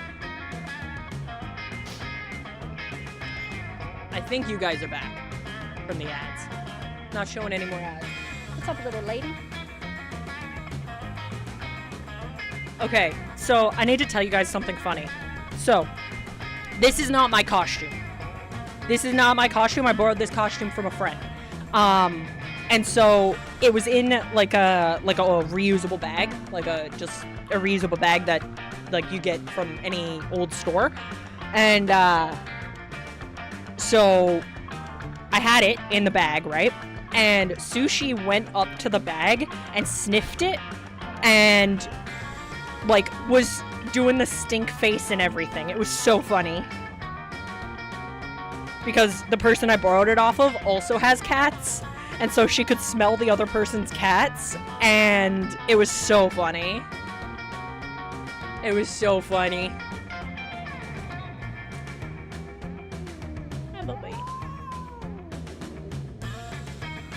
Alright, back into it. Catch Polly floating up on the catwalk. Sushi, you can't be here for this. We're trying to organize an orgy. Jeez. Catch Polly floating up on the catwalk, muttering to herself. She perks up when she sees you. Oh man, perfect. I need some advice. Scott was nervous about signing up for the talent show, so I promised him I'd sign up too. But I don't know what to do. Sex having and drug doing are banned on stage after my act last year, and I can't think of any other talents. I don't want to back out, and I don't want to do something lame, cause, you know. What would you do if you were me? Besides look through walls at naked people, because duh. Well, since you can't die, you could do an awesome slip and slide melody. Hello, twerking. Let's do the top one, because I think this one is,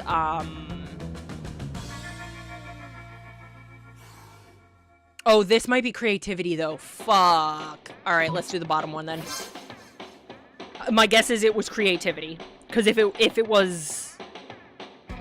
Well, I guess if it was smarts, either way, we would have succeeded, but... Because both numbers are even for fun and smarts. But if it was creativity, we would have not gotten that answer, so... Stop! Look me in my eyes. Look me in my eyes. Alright, anyway. You're gunk in your eyeball, buddy. Look, this was in your face. Oh, wow, yeah. Twerking is so much part of my life, I forgot it was even a talent.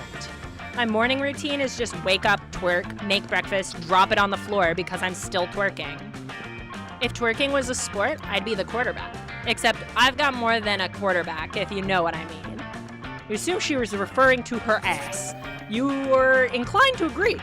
You gain +2 charm and +1 fum. Sushi, go to your bed. Go to your bed. Thank you. Alright. Well, actually, I suppose you could sit in front of me, Sushi, if you really wanted to. Because I don't need the keyboard today.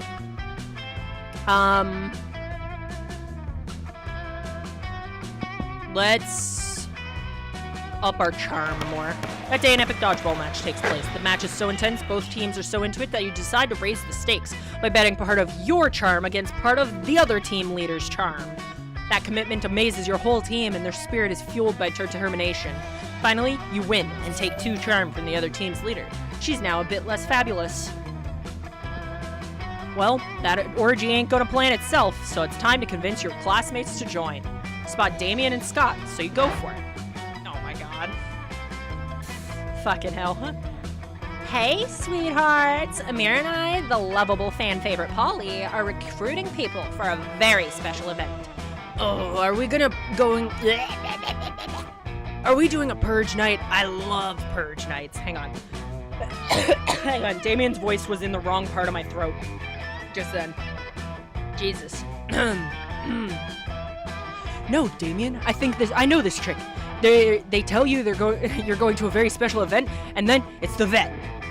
Whoa, fuckheads, are you bringing us to the vet? Not cool. No, stop it. It's an orgy. We're looking for people for an orgy. Give me 5 minutes and I'll convince you why you should come. We're in. What? It's an orgy. We're high schoolers in our 20-somethings. No more explanation needed. Yeah, I love being in the nude. But wait, a lot of our classmates will be there. Scott, there'll be tons of social pressure at an event like that. And social pressure is a bad thing? It is, right? Yeah, the worst thing for us. Oh no. I don't want to miss an orgy, but we have to find a way to be the coolest dudes at that orgy. It's thinking time. You don't have high hopes of them coming up with a bright idea. That doesn't involve setting the orgy on fire, so you need to give them a better alternative. Okay,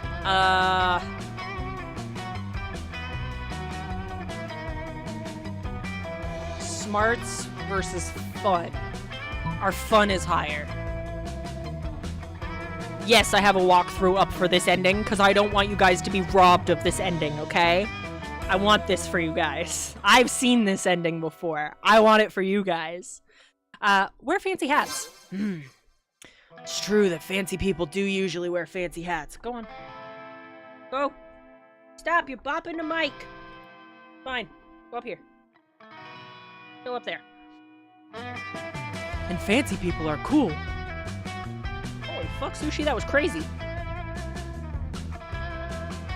Vibes feed us. Oh, Vibes feeds us. Got it. Sorry, it's still hard to read. I don't have eyes. I've gotten used to reading the blurry text, though, I'll be honest. Luckily, this is the final week of Hallowmonth, so I'll get my glasses back soon. Soon. Next week. Next week, I will be freed. Also, I need to figure out if I'm streaming on Monday next week, because okay. This week is obviously the final week of Hallowmonth. I'll be dressing up for every single stream for the rest of this week. And then in November, we're not dressing up anymore. I get freedom. I get to just be my little gremlin ass self. Not saying I won't dress up again for you guys in the future. I just mean I won't have to dress up for every single stream. As well as in November, the schedule will be getting pushed back by an hour, so we will be starting at 6 p.m. Eastern Standard Time instead of 5 p.m. Eastern Standard Time.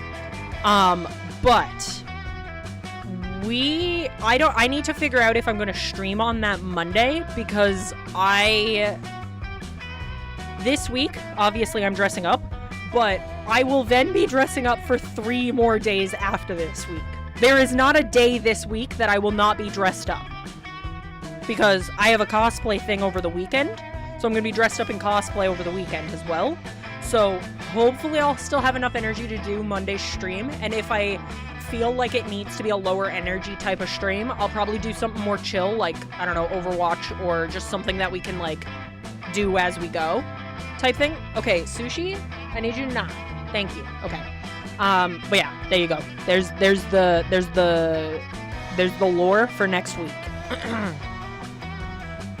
Yeah, this sounds like a plan. I can wear one of those hats with a feather on it. And I could wear a top hat.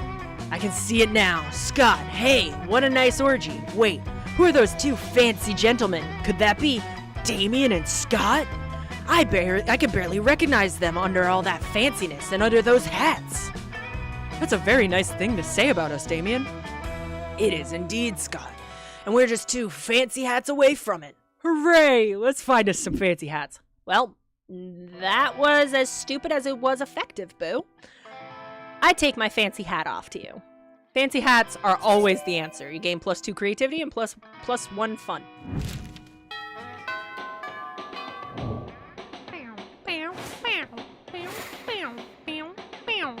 Oh, she's with Zoe again. Interesting. We watch Zoe and Polly with increasingly intensity. Hey, Polly, I have a question. I may or may not have an answer, depending on if it's boring or not. Well, where's your voice? Where's your voice, Zoe? Well, you know how you don't eat food? Yeah, duh, I'm a ghost. It would just go right through me. I can't digest it or absorb the nutrients or anything. Right, but you drink alcohol and do drugs all the time. Yeah, and it's awesome. But why can you absorb illicit substances and have them affect you, but you can't eat food? It's like sometimes you're totally corporeal and then sometimes you're incorporeal, and it just doesn't make a lot of sense. Yeah, and it's awesome. But I'm awesome? It is an interesting question Zoe raises. Maybe you should look at this more closely. Hey Zoe, let's do some science. We can throw things at Polly and see what goes through her and what doesn't. Allow me to explain Polly's situation quite simply. Texture, solidarity, density, heaviness, all synonyms for consistency. So, if Polly doesn't have any of that, she'd naturally be inconsistent in her ghost powers.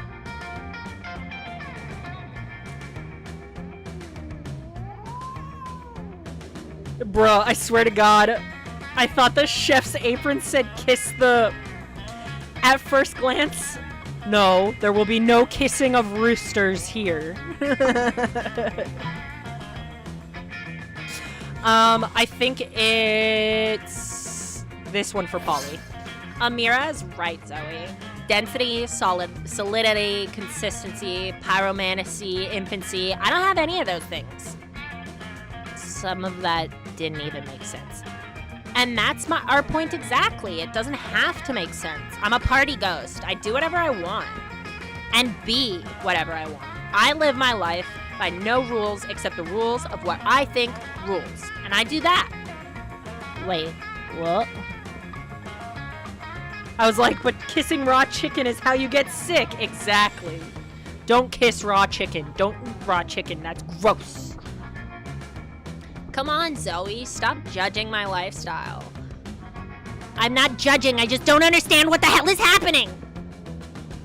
Empowered women empower women, Zoe. Either get on my completely illogical level or get out of my way.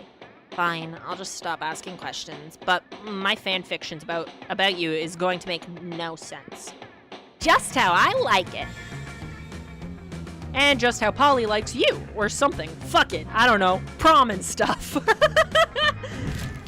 But that's chicken sashimi. No, Jackster. Jackster, no. You're being bad. You're being bad, Jackster. No eating sashimi. Okay,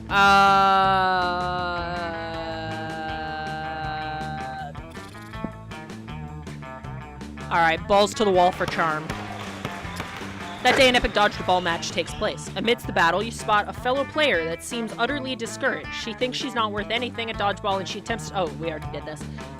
You explain to her the many ways you think she's unique and wonderful, while also defending the many pleasures in life. With your help, she's capable of finding reasons to keep playing and gain a sense of self-worth. You gain +1 BFF. Sadly, she's not part of this game, so that beautiful friendship will take place off-screen and off-stream, and +2 charm. Chicken? No, don't eat raw chicken. Suddenly you see Polly vomit ectoplasm all over her cell phone. You rush to help her. Oh no. Ugh, I got my 97th hey as an opening line on horny dating app TM. I just had to puke out of pure boredom. Hey, what am I supposed to do with hey? Whatever happens to reaching out to someone with a fierce dick pic? People are just copy-pasting hey and sending it to every monster that looks halfway interesting. What about you? Are you a hey person too? I hope not. If you read the horny dating app TM profile of a fun-loving spectral delight such as myself, what would you say to me? You're beautiful. Are you drugs because I want to do you all night long? I think the bottom one is boldness.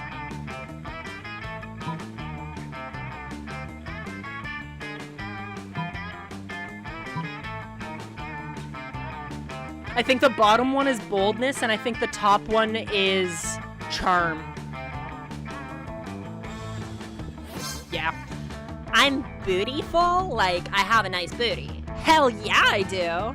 See, this is exactly the kind of specificity you don't get from a hey. You get you see a banging bod on a ghost, so what do you say to her? That you like her butt. It shows that you at least look through all my pictures. And if you like my butt in these jeans, you should see it out of these jeans. With that, Polly phases out of her jeans and literally disappears. Not exactly the kind of out of her jeans you were ideally hoping for, but it's a start. You gain +2 fun. Let me get back to the orgy, damn it. The people are here for an orgy. They don't care about anything else. They want the orgy.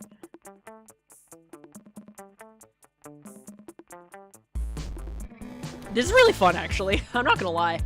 Okay, let's go boldness. Sorry, Amira's hot. Look at her. Oh my god. That day you skip class and just hang out in the bathrooms because you respect no authority. I guess some people just want to watch the world burn by skipping class and hanging out in the bathrooms. You give +0 shits, you gain +2 boldness.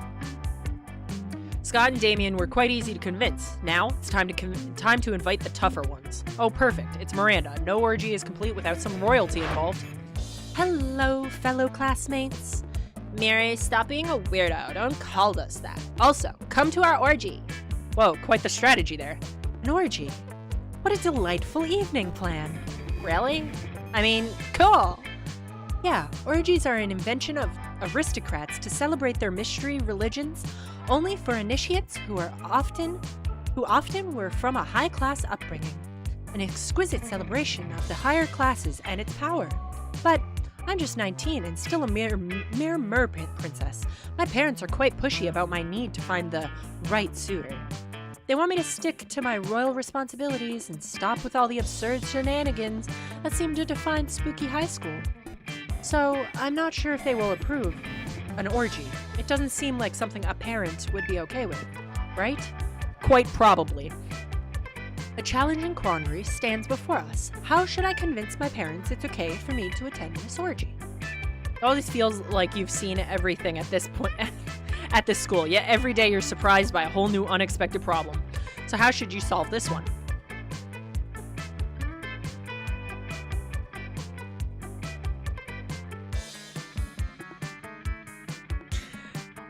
Your parents want you to choose a suitor, but an orgy is a great way of judging your suitor's prowess. Invite all of them too. Or parents never trust children. Put them at ease by letting them come as orgy chaperones. Unfortunately, it is this one. Because our creativity's in the garbage. That's a brilliant idea. Is it? If my parents have any reservations about me attending an orgy, it will be solved by them being there with us. They can bring snacks and keep an eye on us in case we need anything. Unexpectedly, I find that super weirdly arousing, so I'm okay with it. I only hope they don't embarrass me by sharing anecdotes or bringing signs to cheer me on, like they did at my tennis match last month. Here, take my phone, Amira. Use your charms to convince my parents to come to the orgy with us. You always guessed this would happen one day, so you have some ideas about what to say. Spend 3 hours on the phone with Miranda's parents. The conversation is tough but epic. You quote Walt Whitman. You even use some graphs, despite just being on the phone. By the end of the call, Miranda's parents' minds have been opened in many ways. They're now considering veganism, and feel some regret about the piñata massacre. Also, they're totally okay with the orgy to the point where they're fine with not attending and would rather just have you record and send it to them on VHS. Merfolk still use that, so they can keep it as a family memory. That's crazy. That's crazy. Hang on, I can't pull this wig forward. Fuck. What the actual fuck is going on here? We are planning an orgy. We're planning an orgy. We're getting the orgy ending, okay? First we got the furry ending. Now we're getting the orgy ending. What do you want from me? I didn't decide this. God decided this. They're all of age. All the characters in the game are of age. I'm troubleshooting a PlayStation 2 and I'm hearing orgy endings? Orgy things? Yes. It's an orgy. Get on board. Get on board or I don't know what to tell you. Get on board with the orgy or you gotta go. Or not. Whatever. You know, live your truth. Who am I to force people into the orgy? The two ideal endings. Honestly, for me dressed up as Scott, that's pretty fucking funny. Alright. That speech was a thing of beauty, Amira. Yeah, and your passion about orgies was totally a turn on for me. I will start choosing my best and fanciest hat for the orgy. Huzzah! Oh my god, everyone's gonna be wearing a good hat. Depends on who will be there. Will there be a chair? That's crazy. That's a crazy ask. They both leave talking hats for the orgy. What's with this orgy and hats? You gain +2 smarts and +1 charm. Everybody's gonna have a fun hat at the orgy, and I can't wait. We need to get a fun hat. Clearly. Oh, I love this character up there, above me. But we can't go to them. We can't go to them. We have to stick with our guns. Alright. Alright, I'm trying to comprehend your request. What is there to comprehend? It's really simple, Miranda. Take my cell phone, snap a pic of me face planting in my food with my eyes closed and tongue out. But where for? Right here, Amanda. Amanda? Who's Amanda? Who the fuck is Amanda? You're about to point out that wherefore means why, but luckily Polly elaborates on her own, so you don't have to look like a fucking know-it-all. It's a new meme, Miranda, like planking or dabbing. It's called food poisoning, and it's dope AF. Don't you have cool trends in your kingdom? I suppose we do. Oh, we have a fun trend called Revere Your Rulers. It's where you show nothing but the utmost devotion for the royal family. If you're good at it, you get lots of likes on social media, and also not executed. Do you ever listen to yourself when you speak? I bet you know some pretty cool trends, don't you, Amira? Heck yeah, you do, don't you? I sure do. It's entitled Silverware Wear, and it's where you take your most expensive cutlery and dress it in very fancy, tiny outfits. Or, yup, it's called dyeing. Yup, it's called dyeing. Yes! Dyeing is my fucking fave. I mean, listen, the first time I did it, I was like, okay, I don't get to be alive anymore. But then, when all the cool ghost stuff kicked in, I was like, oh my god, dyeing is awesome. Everyone should dye. I'm not sure I would be into this dyeing trend, but I do know that Daddy's reign helps many peasants achieve this meme. So it's nice to know they are becoming super popular on social media in the process. Remind me to not ever hang out in Miranda's kingdom on break. But hey, Amira, maybe you and I could hang out and do some dyeing together. Yay! Maybe. Yeah. Yay! Fuck. Sorry, I keep rereading Will There Be a Chair? That's crazy. Okay.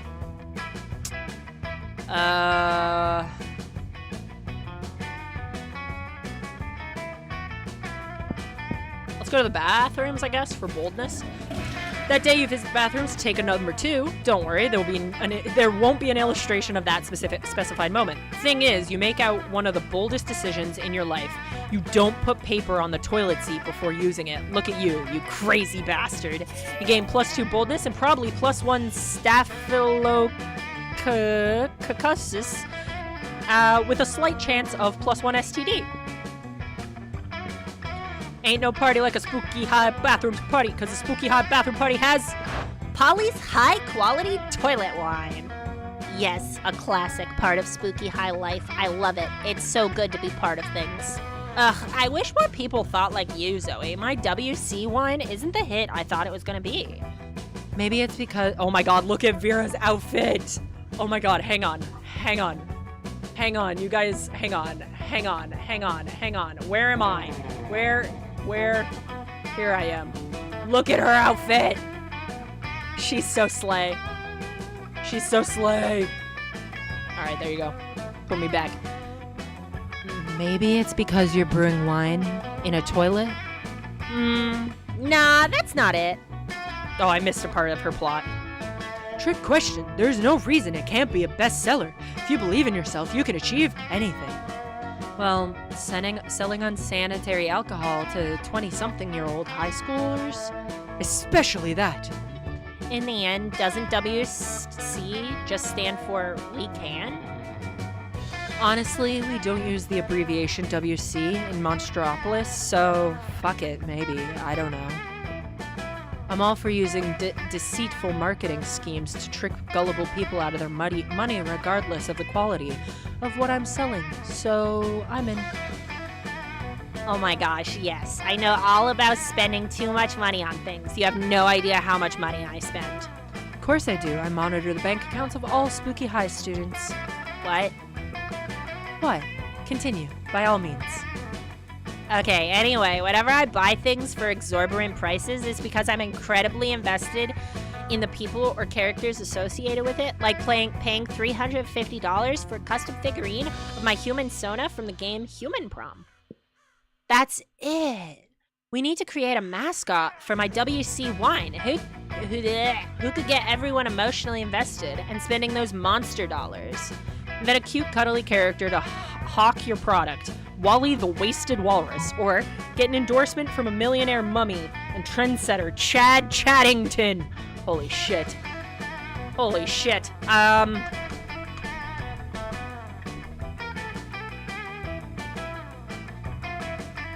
I actually don't know which ones of these are which. Let's go top one. Fuck!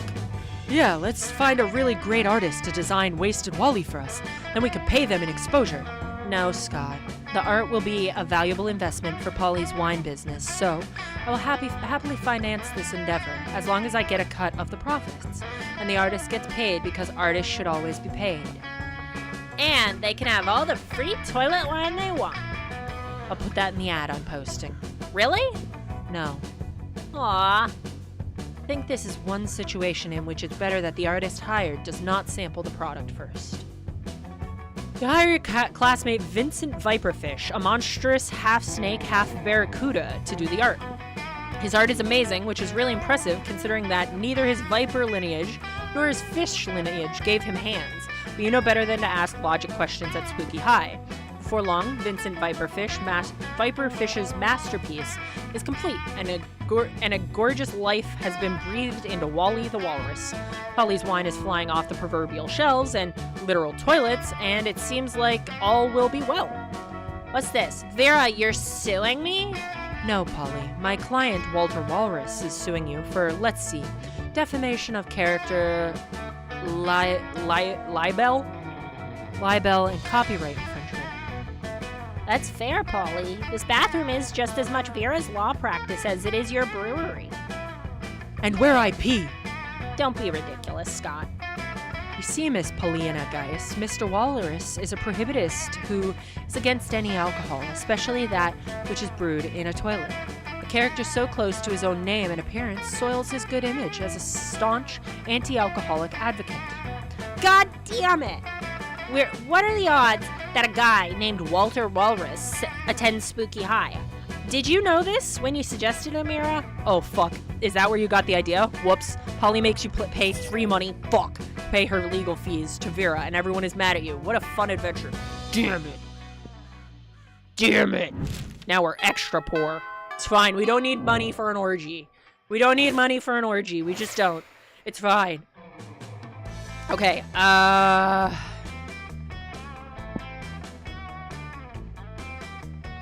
I mean, let me look.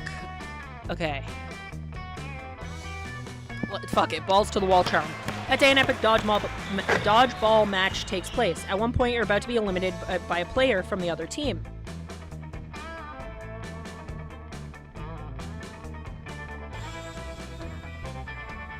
But what about all the condoms for the orgy? You know what? You got a good point. It's BYOC, bring your own condoms for the orgy.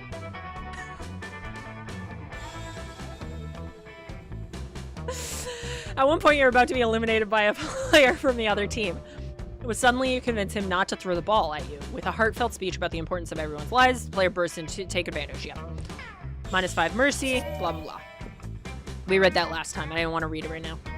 Later, you see Polly floating around, her ghostly glow less ghastly than usual. Oh, hey, Amira. I'm just hovering a little low today.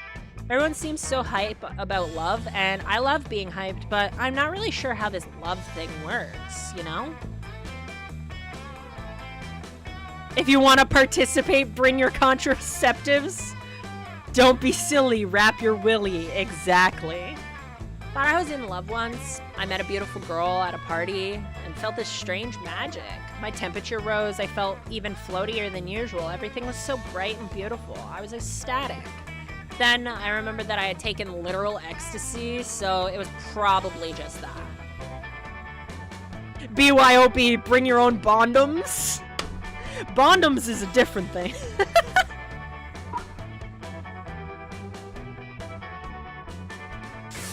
Fuck. Oh, actually, you know what? It's probably a good thing that I'm not doing multiplayer today because the orgy ending fucks up everybody else's endings. So, though we probably wouldn't have gotten the orgy ending had I've had the squad with me. So, I don't know. I don't know how it works, but I know if you do the orgy ending while you have other players with you, it fucks up all their endings because their dating partner is just like, what do you mean? I'm going to the orgy. Like, which is really funny.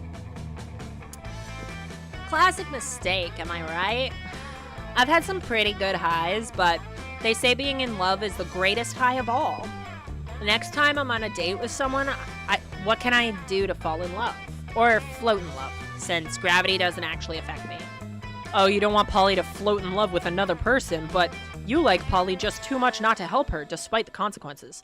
Scientifically speaking, people fall in love faster when afraid. Do something fun with them, like getting stabbed. Okay, that's the fun option, I assume. Or creativity. Stare deeply into their eyes for 14 hours. Is this the charm option? Yeah, okay. Yes, of course. They say the eyes are like the windows to the soul. Of course, I'm dead, so I don't actually have literal eyes or a body. I'm just a soul. But what a perfect way to see into someone's soul. Into the soul of someone who doesn't have a body. Thanks, Amira. That Polly disappears, literally, to begin her soul-searching quest for love. She catches up with you a few days later. Hey, so I went on a date the other night with this super cute humanoid, and I got him home, and we took all our clothes off, and we stared into each other's eyes for 82 hours. I figured if 14 hours was great, 82 would be super awesome, mega great. Pretty quickly, his eyes started watering in the tears of love for me, and I felt so connected staring into them that I felt it too. His love for me made him weaker and weaker, and I could see him growing faint and dizzy. And looking so deeply into his eyes, I felt dizzy too. And I wasn't even on drugs, so it must have been love. And then he was so in love with me that he died. On an unrelated note, it turns out that human beings physically can't look away from a ghost's eyes for as long as they're being stared at. And also require food and water to live. Who knew, am I right? Anyway. We were totally definitely in love for at least several of those pre-death hours, and I can't wait to feel that feeling again. Thanks, Amira. Catch you later with my love-making ghost eyes. Oh man, Polly has opened herself up to love. And to you? Hopefully you won't have to make eye contact for quite that long, but hey, game +2 charm and +1 boldness.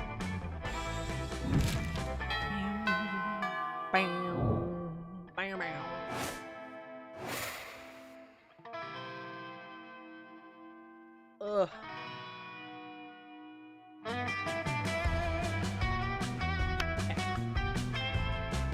Oh my goodness, dude. Okay, yeah. Yeah, I think we'll just do these 2 runs and then we'll call stream. A little bit of a shorter stream, but that's just because of the nature of the game.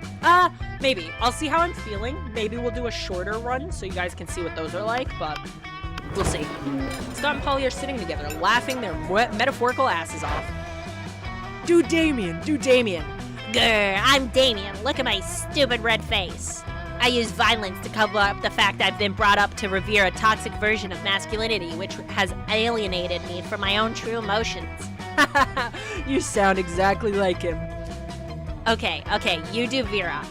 I'm Vera. I'm very smart, and my hair is pretty, and all my friends look up to me because I am strong and independent woman. Scott, I'm not sure you understand how impressions work. I'm not Scott. I'm Vera. You can tell because I just said my name just now. Okay, What about you, Amira? Got any good impressions? Just one, but it's a real doozy. Woof woof, it's me, Scott, a dog boy who is bad at impressions. Look at me, I'm Polly. Look at me go. I think Polly likes us impersonating Scott. I think. Yes. I know you're doing an impression of me because you said my name, but Oh my god, that sounds exactly like him. it does? Yeah, remember that time we took that impressions class together and we had to introduce ourselves? Oh yeah, I guess I did say, woof woof, it's me, Scott, a dog boy who is bad at impressions. But I didn't yell like that. I'm sorry, are you the real Scott? There's two absolutely identical werewolves in front of me, and I can't tell the difference. Polly insists on smooching contest to determine who the real Scott is. You end up winning in more ways than one. Ayo. Ayo. Let's do... balls to the wall. Charm. Today, an epic dodgeball match takes place. The match isn't as important as the human interactions within it. You're at your peak when you decide to go for the overkill and wink at one of your classmates. He's totally mesmerized by the most epic wink ever. Damn, you know how to win over people's hearts. Game +2 charm. Later, see that Polly is even more excited than usual, and you decide to see what's going on. You know, I've been doing a lot of soul searching recently, get it? And I think I finally figured it out. Who I really am. I mean, my soul emoji. The emoji that speaks the truth of my soul. I think a lot of people would say I'm like the winking ghost emoji or the paleo emoji, but those are just who I am on the outside, you know? My real soul emoji is pink heart with a blue arrow through it. It's like me, I'm sweet, right? But I've also got a dark side. Plus an arrow through the heart is how I was killed. Will we ever find out how Polly actually died? Probably not. She'll just tell us lies. What about you? What's your soul emoji? My soul emoji is the pink heart with a ribbon around it because it's right next to yours in the selection menu. Hello, Scott the werewolf from Monster Prom. Hello, dark remage from twitch.tv.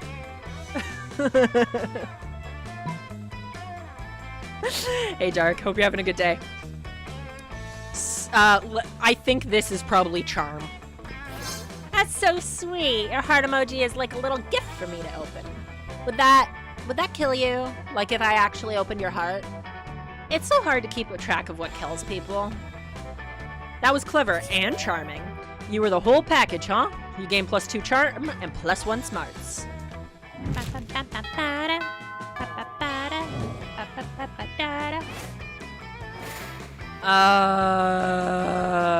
Balls to the wall. That day, an epic dodgeball match takes place. Many people fall during the battle. You can't take anymore. You can't take anymore, so you valiantly go straight for the other team's leader and start negotiations for a truce. This is the same thing. After hours of intense diplomacy, you commit to an agreement. What an unexpected twist. You gain +10 righteousness, but this game is so wrong in so many ways, you would be lucky if you could do anything with that, and +2 charm. Who are you trying to romance? Polly. We're getting the orgy ending.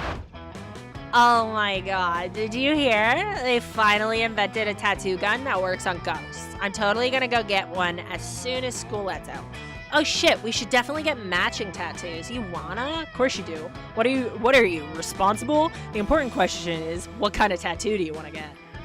To the entire text of the Necronomicon, you be the first half and I'll be the second half, or knuckle tats. You get part Y par, and I'll get T par RT. Put our knuckles together, and you know what that means? That spells? Okay, I think this is fun. This might be smarts. Our fun is higher. Sex! You look blankly at Polly. What? That's what it spells, right? I mean, I could be wrong. Whenever I see a group of letters, I always assume it spells either sex or LSD. And a knuckle tattoo is obviously longer than 3 letters, so sex it is. You start to explain that sex is the same length as LSD, but Polly presses a finger to your lips. Shh, my little dumplet. If you play your cards right, I'll show you just how long sex can really be. Jesus.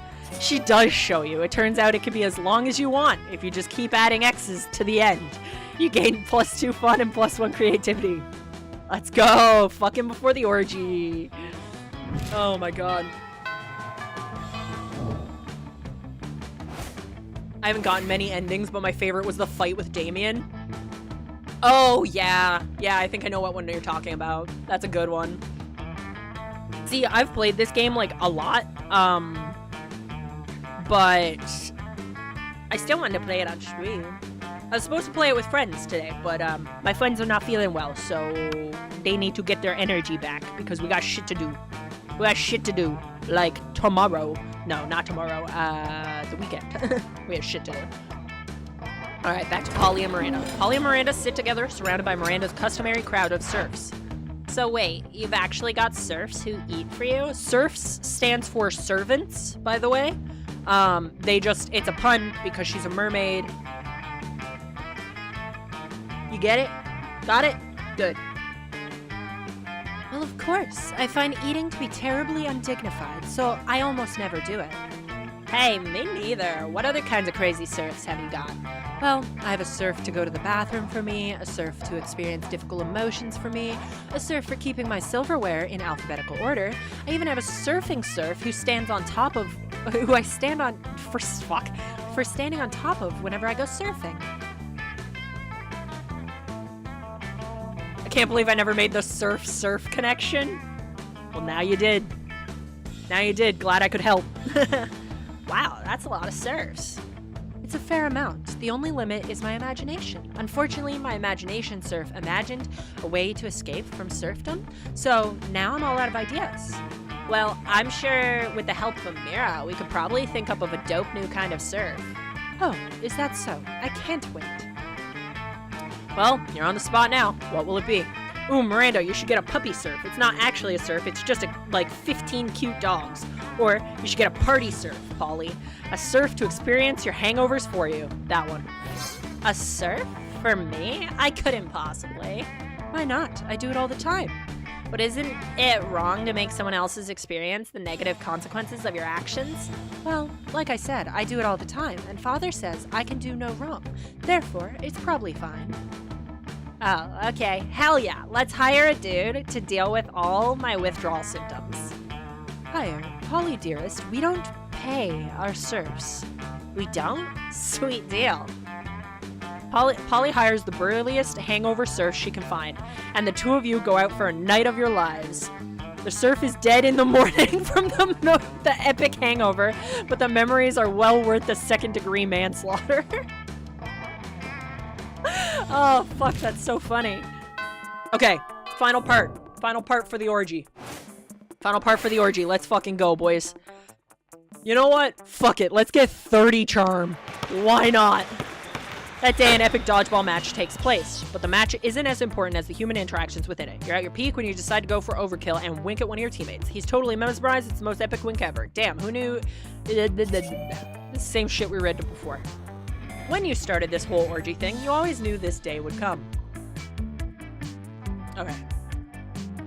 Is it just all gym? Nah, we went to a couple different places, but we've pretty much just gone to the gym, as you can see by our stats up there. When you started this whole orgy thing, you always knew this day would come. The day you had to talk to Vera into the orgy. Even Miranda turned out to be quite into orgies. Who'd have thought? But Vera, you're still not sure how she'll take the invitation. No. But it's always the same with you, Polly. Don't get me wrong, I appreciate some good sex, if good enough. But with you, it's always sex, girl. I don't want to encourage this behavior of yours. You should challenge yourself to be more than this happy-go-lucky sex and drugs caricature. I am. You know, I'm also fucking good at literature and chess, thanks to my family. Yeah, I know. But how often does that come up when facing wacky misadventures? I just want to keep some backstory details to myself, so they're more surprising when discovered. It's 101 in good character building. Sure, then ping me when you want to plan a chess tournament or a literacy picnic. You're a party pooper. I'm out. She phases out. You're left alone with Vera. You understand her take on this, but thing is, she never said she dislikes the idea of an orgy itself. She just dislikes Polly's fixation with sex. So, you think you can actually solve that while also focusing on Vera's interests. Okay, we need to pick the top one for charm. Alright. Vera, a blowjob is about sex, a threesome is about sex, but an orgy is about networking. Look at all the people who are coming. Polly might be all about sex, but she's pouring her soul into this because she wants to go beyond just sex. This notebook shows our super weird, out-of-the-box ideas for the orgy. Yeah, we don't have creativity, so we have to do this one. Tell me more. Show her the guest list for the orgy. Somehow you and Polly have been so focused on this that the guest list is kind of crazy. Scott, Miranda, what? You have 4 Fortune 500 CEOs? What's this? You got an Arab sheik? I don't know how to pronounce that word, I'm sorry. I've been trying to negotiate with him to get better price for my oil imports for some of my ventures. Oh, and this Silicon Valley tech mogul wanted to license some of her tech to a guy I know in the freight sector for a very long time. This is pure gold, Amira. Think I can even ignore the creepy fact that these people are attending an orgy planned by high schoolers? Of age high schoolers. They are all of age. Let me reiterate that. They are all of age. The people that made this game made them all of age. We're good. They're not actually high schoolers. It's Monster High School, so it doesn't count. It's not the same. Might even use that as leverage to blackmail. I mean, to negotiate with them. Okay, Polly, you can come out of the ghost zone. I'm in. Yes! I knew you were spying on us, you creepy little voyeuristic cutie little idiot. You know me. So it seems it's a wrap. The orgy is bound to be epic. You gain +2 fun and +1 charm. Orgy! Orgy! Orgy! We're asking Polly, obviously. It was her idea after all. Liam is like a few hundred. Yeah, he's like 400. He's 4XX, which I assume is 400. Or 4,000. Orgy! Orgy! Orgy! Yeah! And that's how we got this all started, by just chanting orgy over and over. Yes. Hey, Boo. Sure, we have a plan for prom night, right? And by plan, I mean a fucking awesome orgy. You know, sex isn't everything for sure, but oh boy is it hella nice. Prom night comes, and all of you miss prom because it's clearly stated that an orgy is way better to plan than prom. And what a night. Lots of people attend. There are lots of activities, a puppet show, an Indonesian cuisine class, a complete live orchestra. Oh yeah, and lots of kinky sex. Like, lots of it. There's your picture, everyone. That's the picture we got for the orgy. Blobbert's there!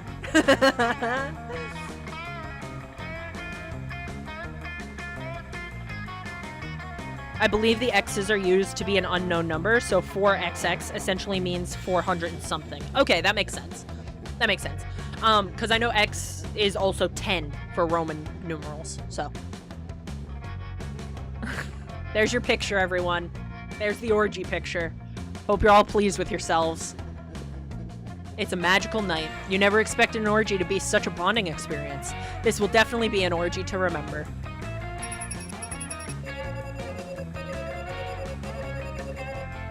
Amira, best at whispering nasty stuffs to birds.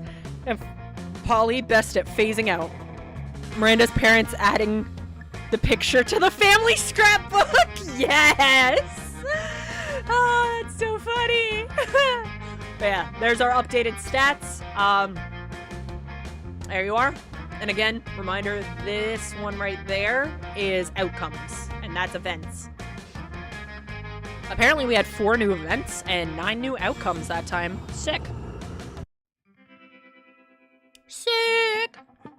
Those 6 weeks were maybe the most epic and absurd weeks of our lives. After the monster prom, we kept on living our lives, falling in love, battling for friendship, and learning about who we were and who we could be. And you know what? Like it always does, life happened, and it was wonderful. Polly took a summer job as the ghost of Christmas present. She spent most of her time partying. There was almost no work because, you know, it was summer. Scott became an athlete not so long ago. He won a prestigious national award for being the best at doing sports. Damien loved fire to the very end. Unfortunately, that wasn't a super legal affair, and he ended up in prison for arson. Fortunately, prison was flammable. For those 6 weeks, the Monster Prom seemed larger than life, and then it was gone, just like that. Battle for Monster Prom might have ended then, but there were plenty of battles left in that war called youth. But once again, we were young and unafraid, and we were ready to start. Gotta head out because I gotta get up early. Have a good night, shoulder bones. Thanks for hanging out. Appreciate you. Appreciate you.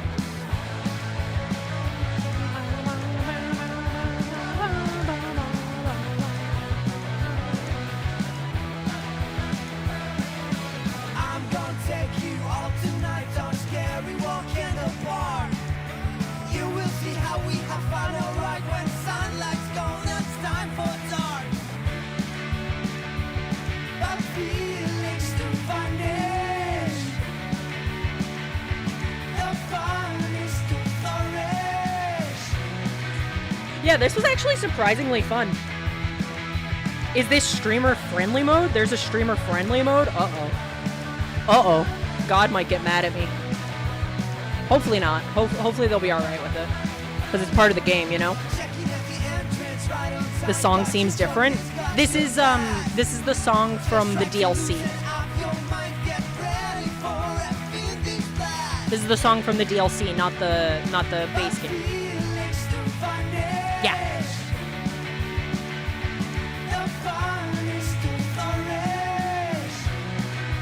Also, the voices don't actually seem to be working.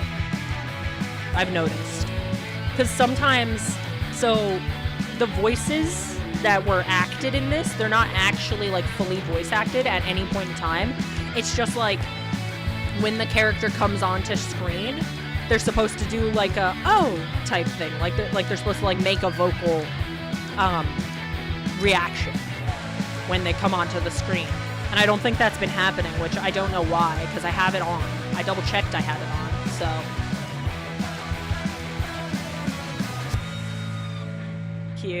cute. Thanks for playing. We don't get a picture here because we technically didn't date anyone. We just had an orgy. Unlocked one new images in the gallery. Where's my mouse? On my other monitor. There we go. Let's see what our new image is. We got more and more art. It's probably down at the bottom, yeah? Yeah. Concept art for Evil Faith. Ooh, cool. Cool.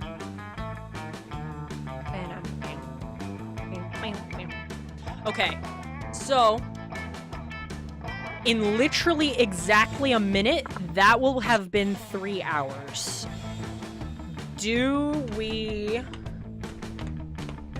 If I do another one, it's gonna take us probably another like hour and a half. I don't think I have a whole nother run in me right now. But we could do a short run. Like the one that claims it only takes a half hour, because that should take half the time. That'll take about 45 minutes. If that's something you guys are interested in, we could do a shorter run. If that's something you guys are interested in. Otherwise, we would call it here. Well, we can probably chat for a little bit, but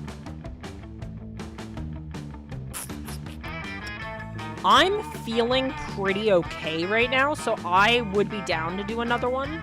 At least a short one. I'd be up for a short run. Okay, sick. Alright, then let's... The ads are about to start in a minute. So... Also, what does it say for online? Because I know the online's broken right now, but... Oh, maybe it's not. Weird. Whatever. And then afterwards, if you guys want, I can show you all the endings that I've already got. How's that? How's that sound? Because there's still a couple endings that I don't have. With the way that this game plays, it's kind of like an RNG type thing. You can't guarantee you'll get a certain run. So I still haven't gotten all the endings, unfortunately. I've gotten quite a few, though. I've definitely gotten quite a few of them. Okay, I'm gonna at least get us... Is this just different? I don't think it is. Yeah, okay. Who do we want to play as this time? We played as Oz for the first one. We played as Amira for the second one. Who are we going to play for the third one? Who do we want to play for the third run? If y'all have a preference.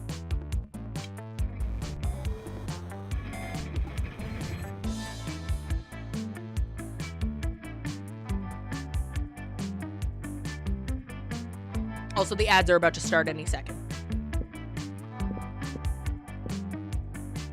We have Oz, Amira, Brian, and Frankie, I think is her name.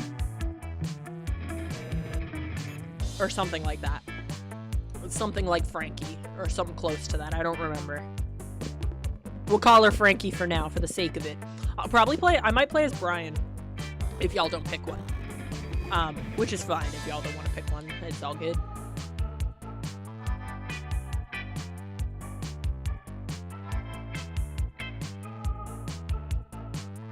Sorry, I'm looking at my beard.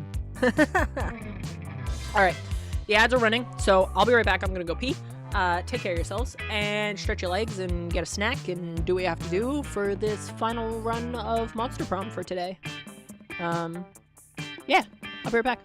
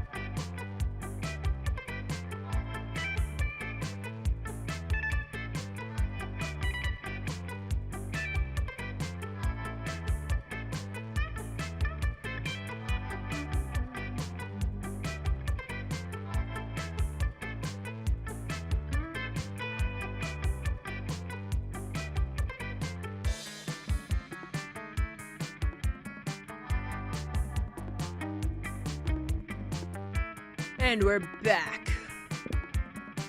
Hello. Hello. I should have pinned these back more. I unpinned them early last night when I was styling the wig, so... Well, sort of styling it. Restyling it, I guess, because it was already styled. Again, not my costume. Thank you. Thank you to the person that lent me your costume. I appreciate you. I'm not gonna say who you are because I don't know if you want that. Just for the sake of it, I won't.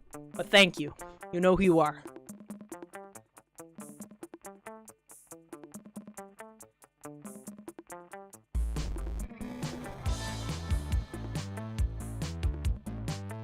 Not gonna lie, this fucking beard's doing something to my brain. Doing something to my brain. A good thing, to be clear. Makes my gender go burr in my head. Alright, we're gonna play as Brian. I love Brian. Yeah, the voices are definitely not on. Interesting. Alright, we're just gonna skip this to get to the quiz. We've been here before. I don't need to reread all that to you guys. Get the chance to produce a movie. It's based on two cool guys walking... Brian.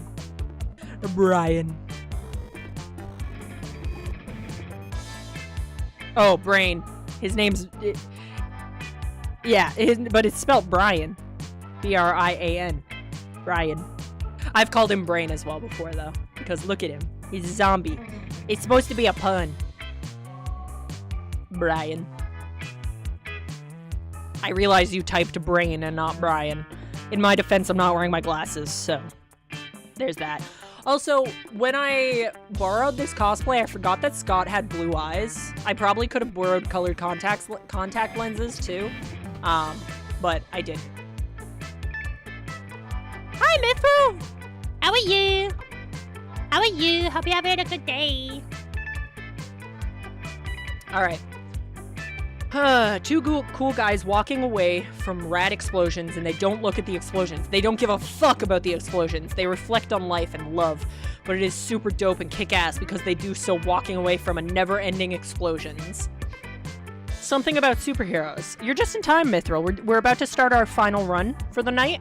It is a shorter run, so it's probably going to take a little bit less long than the other ones we did, but you really shouldn't use other people's eye products anyway. I don't give a fuck. Yeah, this is the last run that we're doing for tonight because my throat's getting a little fucky-wucky. And it doesn't feel good. Feels pretty bad, actually. But, yeah. Your eyes might? Nah. My eyes don't care. My eyes don't care. I also trust the person that I've borrowed the colored contacts. I would have borrowed the colored contacts off of. But I honestly forgot that Scott had blue eyes, to be honest. Care package? Thank you for the care package, Jackster. Hold up.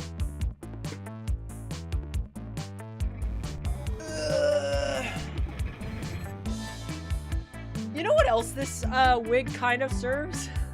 It kind of serves Fry from Futurama. Alright.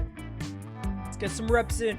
Let's go, boys. 2, 3, 4, 5. 1, 2, 3, 4, 5. You know what? Fuck it. Let's do 10. 1, 2, 3, 4, 5. And I'll get the other 5 on this side. 1, 2, 3, 4, 5. What else does that entail? Oh, hydrate. Right.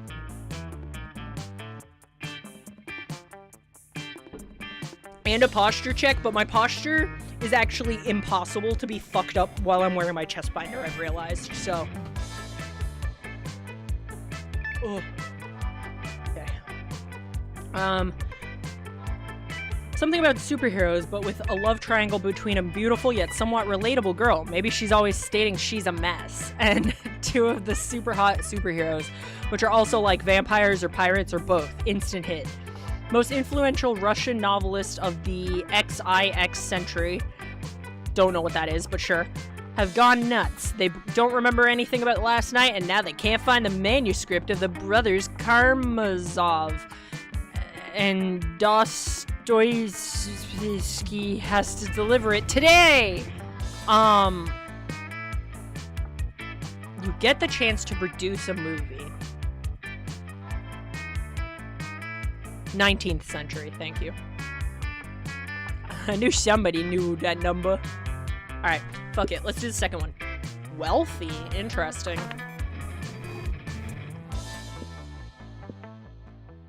Oh my god, whatever the fuck that word is. I don't know what that means. I don't know who that is. You wanna educate me? You wanna educate this dumb little wolf? Educate my dumb wolf self? Scott is an accurate character for me, huh? Got no brain. We did the first one last time. Let's do... He's a famous Russian author for some really depressing books. Oh, okay. Okay. Dostoevsky? Is that how it's pronounced? Dostoevsky? Is that closer? It's probably closer. Let's do alien friendly, because that's funny. Basically. Gotcha, okay.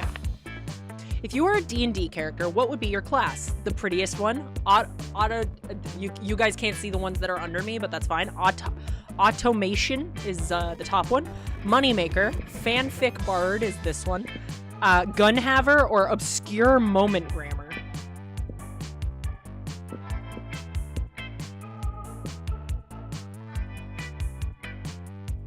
Okay, I'm trying to objectively ignore who these options are for. I think I'd be a great bard.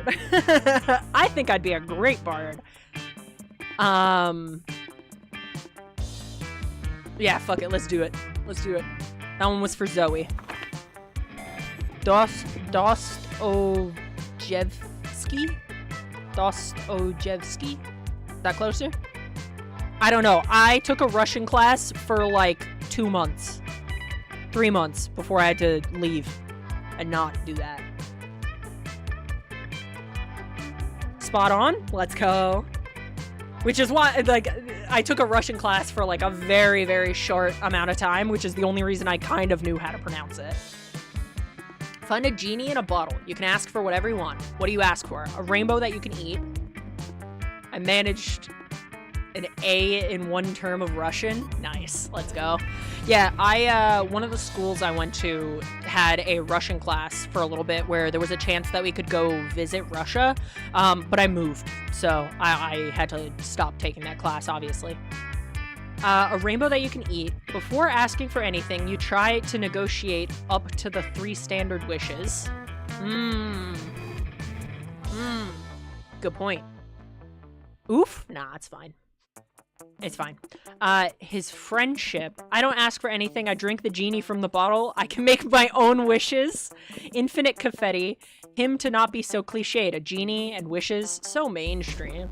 And before asking for anything, you try to negotiate up to the 3 standard wishes. Or I don't ask for anything. I drink the genie from the bottle. I can grant my own wishes.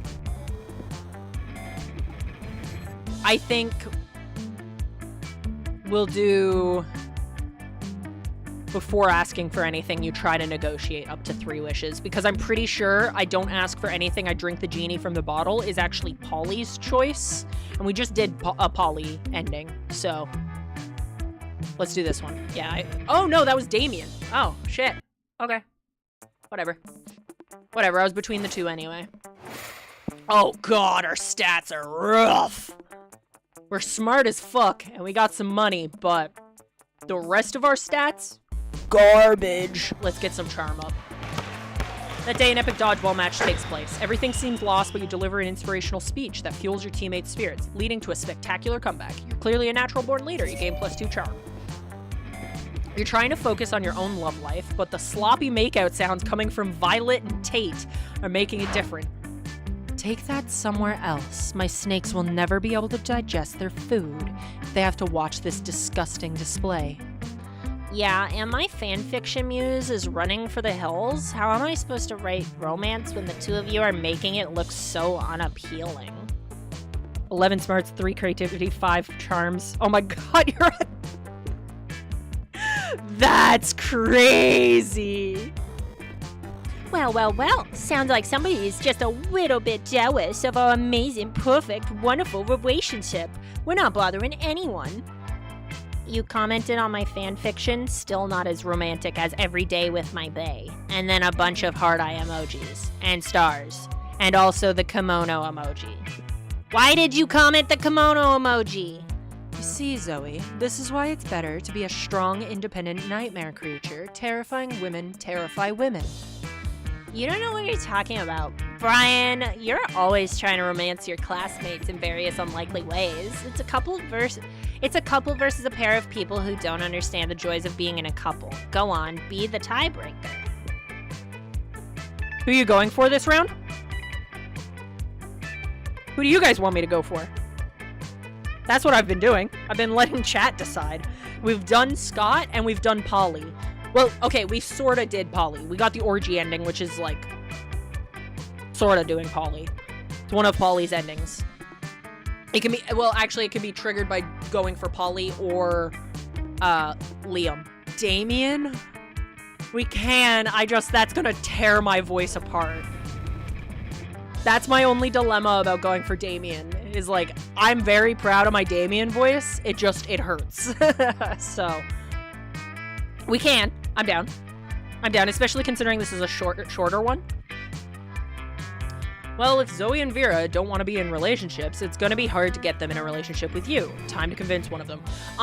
They're also trying to lean us towards Vera or Zoe because of our choices in the quiz. I know, I don't think I've ever gotten an ending with Zoe. I will say that. And Vera's hard to date, to be honest. I don't know. We'll see. Vera, historically the only reason why people married... Zoe could be fun? True.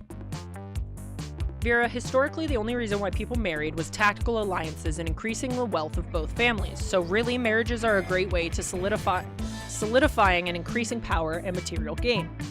Zoe... When you're in a relationship, you can do silly couples costumes for Halloween, like peanut butter and jelly, or purity and shame. Zoe could be fun? Okay, for this, instance, we'll go for Zoe, but we can go for Damien if you want. But I'm pretty sure I've gotten all of Damien's endings, but I don't care. I've gotten the 2 endings that we've gotten today anyway, so... Oh my gosh, yes! This is exactly why I became a high school girl. To do couples Halloween costumes? That's oddly specific. Yes, dressing up with your love as salt and pepper, a key and a lock, raisins in an air conditioner, windows and doors, a bulletin board and a water fountain. Okay, now you're just listing whatever you see. Oh, couples costume idea.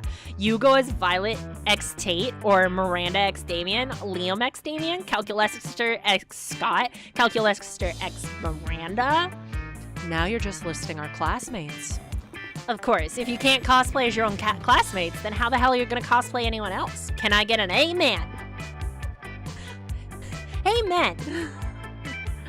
Of course, Zoe is a Boo Paul's Drag Race fan. Point is, you made her super happy. Maybe one day she'll cosplay the couple of Zoe x Brian, +2 creativity, +1 charm. But yeah, we can go for Damien if that's what you guys want. It's up to you guys. I don't care. I don't care what we do. I don't give a fuck. I don't give a fuck, bitch. Sorry, that was aggressive.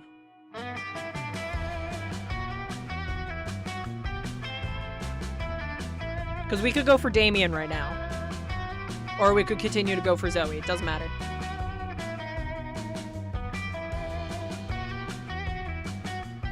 I just know because of the answers we put in the quiz, the game's gonna try and make us go towards Zoe or Vera. But we can skew that pretty early. I'll give y'all a second. Oh, I did do this. I did my care package. Thank you. Yeah, we can, Who would you rather? Let's say Zoe? Alright, sick. Yeah, let's do it.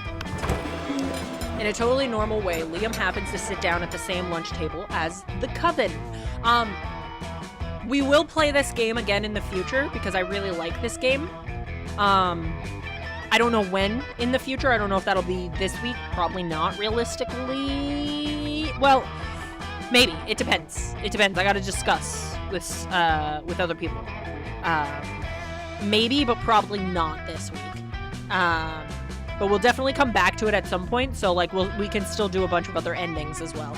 I also have Monster Prom 2 and 3. I think it's 2 and 3 that I have. I don't have Monster Con. I don't have that one, but I have I think I have 1, 2, and 3 because Monster Con is the 4th one, is the new one. In a totally normal way, Liam happens to sit down at the same table as the Coven.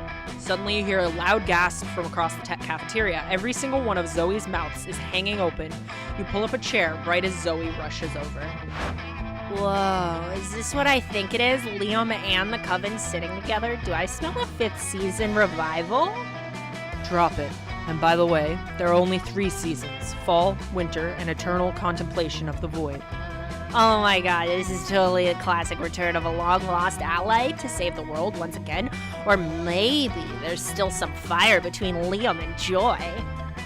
Do you know anything about boundaries? Not really. Fuck, I don't remember the voices that I've used for the Coven in the past. Not that it matters, you guys haven't seen me play this game before, so there are no voices that I've used in the past, but I don't remember.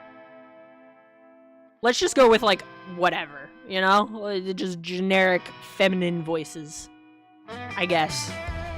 Listen, you, we're no longer allies, but that doesn't mean we can't sit at the same table or anything. It is literally just a lunch table, so a flat piece of wood with 4 legs. It means nothing. Quick, use your boundaries, compassion, and wisdom to mediate this minor dispute between your friends. That's exactly what someone would say if they were hiding a secret double-crossing mid-season reveal alliance/romance. I think we're missing the real chemistry here. That lunch table is giving serious fuck-me eyes to the cafeteria floor.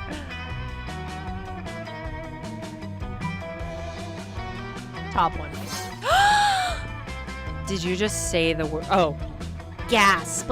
Sorry. I thought she actually gasped. Fuck. Fuck. I fucked up the line. Damn it. Shit. Did you just say the word gasp? Like, out loud, instead of gasping? Ugh, sorry, I'm still getting used to the non-endless despair deity's emotion sounds, like psh and especially But you're totally right. This is obviously a ploy to keep me off the scent. Holy moly, I can't wait for this season. Zoe looks overjoyed. You better start practicing your own emotion sounds. Yay, pizzazz, and smooch. She's so me for real, Zoe is. Let's go. I feel like she probably likes creativity. I think we should probably up that. Look at Brian's outfit. So cute. That day, while rehearsing for the class play, it's as though the muses themselves have descended to give you a figurative blowjob. Your performance is intense and inspiring. It will be remembered for generations, which is pretty rad by high school play standards. You gain +2 creativity. Having stretched, kick your faces and belted for the gods. It's time to get down to business, rehearsing the classic musical, Auntie Mame. And now, Princess Tortellini, my sweet damsel in distress, prepare to die! Can we hold, please? Dude, why would you interrupt me? I was in the moment, and I was a fucking Meisner. I fail to see how having intercourse with Meisner would improve. Fucking it was a descriptor, Miranda. Can I please say my goddamn lines? I mean, you could, but But don't you want this musical to be better? Auntie Mame, an evil dark knight being the bad guy? It's so predictable, right? Aren't we all about inverting tropes at Spooky High? It does seem that the leading lady role is somewhat outdated. Here we are in the modern age, and some of her reactions to male violence could be taken straight from fake horsies going up and down in a circle. Fine, whatever. If my brilliant, hair-raising portrayal of Auntie Mame isn't good enough for you, then go ahead and think of an awesome plot twist, and I'll nail that too. Jesus, alright. Right, as Auntie Mame is about to slay the princess, it's revealed he never got his Dark Knight license and can't practice the trade, at which point the play turns into a complex and exciting adventure about bureaucracy. I think that would be from Miranda. Auntie Mame is not a Dark Knight at all, but an undercover cop who spent the last 20 years working from within the villain system to dismantle the whole operation. Okay, it's either...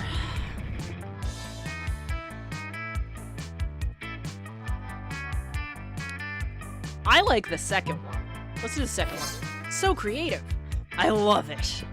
Oh man, an undercover cop that's so fucking metal! And then it's like, once Auntie Mame comes out of the deep cover, he's just like, I don't even know who I am anymore, man. I've been a Dark Knight for so long, I don't recognize myself out of the armor. Daddy always says that bureaucracy is an excellent tool for the destruction of the masses' spirits. And then he wakes up in the middle of the night, screaming about Eldritch curses. I love it. I think we'll have a hit on our hands. Man, you guys, this fucking job, all I know anymore are lances and potions.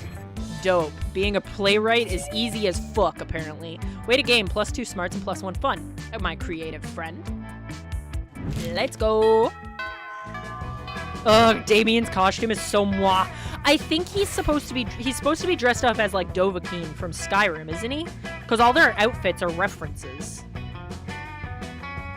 I think he's supposed to be dressed up as Dovahkiin from Skyrim, but I might be wrong.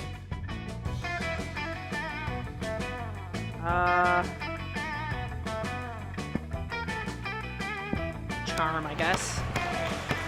About to be eliminated. Convince him not. Yeah, we already seen this. You're going to help Zoe with her math homework after, but you notice her surrounded by a crowd of sinister cloaked figures. She seems pissed about it. Guys, stop it. I don't want any dead goats. I'm at school. Ah, we understand you perfectly, Lord Zegord. This is a test. We must bring you even more dead goats to satisfy your dark hunger. What? No, that's the opposite of what I said. And I don't go by Zegord anymore. I'm Zoe, okay? Z-O-E. Can we take a brain trick on that study session, Brian? I can't stand to be around these jerks. I think I might have gotten one ending with Zoe. I just don't know what ending it was. I don't know if it was just like the base game ending or if it was something else. Zoe brushes past you on her way out. The cultists stare at you with unconcealed awe. Well, okay, it's concealed by their terrifying masks, but still. Zegord addressed you by name, and you did not go mad with pleasure. It addressed you almost as if you were an equal. It passed within inches of your frail mortal frame. And what's more, it mentioned rain. Could it be that it was referring to the fabled storm of cerebrospinal fluid. Got it. Which will one day come to quench all sanity. Brothers, sisters, bow down before Brian, for he is clearly the prophet of Zegord. Please, O prophet, guide our worship, for we have noticed of late that our Lord appears dissatisfied with our sacrifices.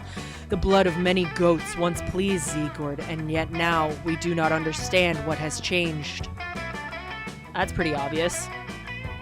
Perhaps given your special relationship with our incomprehensible master, you could suggest a new sort of sacrifice that would appease it. Fuck it, you've got nothing better to do. You decide to be a prophet for the day. Tell them what they should really be sacrificing. It's important to learn from your mistakes, so sacrifice another goat, but write "we're sorry" on the side, or sacrifice your own harmful prejudices. Second one. But our harmful prejudices are precious to us. They're how we remain reliably unpleasant, the better to unplease Zegord.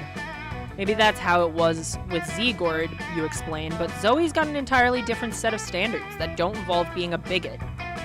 Ah, your wisdom truly is subtle and deep. Very well. Bring out the prejudices. One of the cultists steps forward with a steel-branded box stained with blood and scorched by fire. You're not sure exactly what's inside, but it smells pretty racist. Now bring out the vat of acid we always carry around. Where are they keeping all this stuff? Those robes must be really roomy. Now dissolve the prejudices in acid. Go on. Do it. Box dissolves with the sound of 1,000 grandmothers disapproving of your gender identity. We were suddenly unprotected. From new and radical ideas, the revelations are flooding in. Could it be that we have been jerks? Alas, it is true, but it is true also that our Lord demands from us one further sacrifice. It is the greatest sacrifice of all. We must sacrifice the past. The name Zegord is gone, perished along with the dark timeline that gave it birth. Here and now we re-educate ourselves to a new cult, the cult of Zoe. Wow, that worked way better than you expected. Maybe you can dissolve the prejudices of other bigots in acid too. Or maybe you can just dissolve the bigots in acid. Either way, you gain +2 charm, +1 boldness. Can't believe that worked so well. It's all about your stats, baby. So that's the thing, is any option will work so long as you have the correct stat for it. That's the biggest thing, is you have to have the correct stat for the choice you're picking. I am concerned, though, because I think this is the Zoe ending I got before, but I'm not fully sure.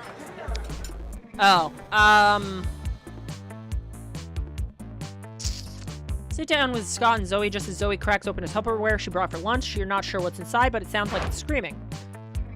We did this. No, it's not pizza. She eats sanity. Protein. Not really. Sanity tastes like. Yep. I will read it after we pick the choice. But Scott looks so excited. You've got to figure out a way to resolve this situation. Okay, and we'll pick the first one, because when we were going for Scott, we had this sequence, and we picked that one, so I'll pick this one. Scott's sanity is extremely high in cholesterol. Why don't you just eat some cashews and shrimp smothered in this malignant insanity hot sauce I brought? Oh, no cholesterol? The original C word? Also, eating sanity would, cause your brain to invert, mutating it like a thumbless chimpanzee angrily peeling an orange. It sounds sort of bad too, but what I'm really worried about are my arteries. Cashew me, bro. You happily obliged. 1 cashew, shrimp, and a weaponized hot sauce cocktail coming right up. Oh wow, this food looks like tiny crime scene. Down the hatch. That's a lot of hot sauce, Scott. Are you sure your mortal mouth can... My mouth exploded, it caught on fire, it exploded. No more mouth for Scott. No, Scott, I can still see your mouth. But I can't see my mouth. And whose mouth is it supposed to be? Mine? If so, I can't see it, so it's not real. Okay, dude. Sorry, I can't talk. My mouth exploded. And I don't have a mouth anymore. Scott sits quietly for the rest of lunch period, growing progressively redder and sweatier while you enjoy a nice time with Zoe. Nice. Oh, Goofy. So funny.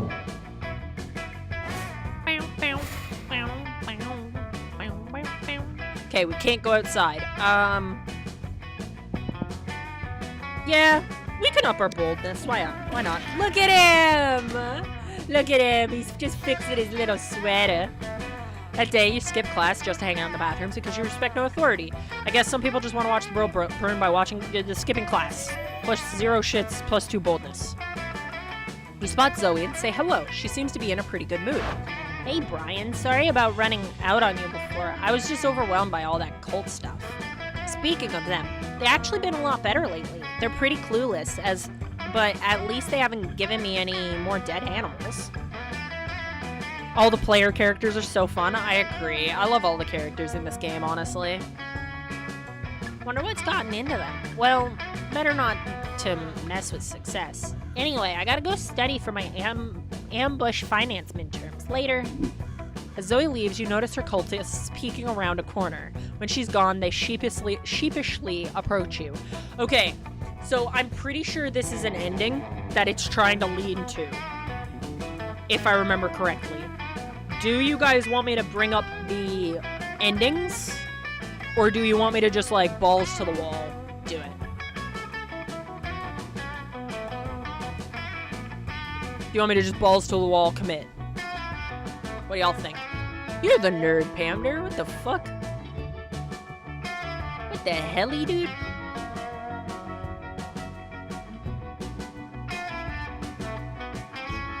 But yeah, do you guys want me to bring up a thing for me to follow? Or do you want me to just balls to the wall do it? Because I think I've got this ending before.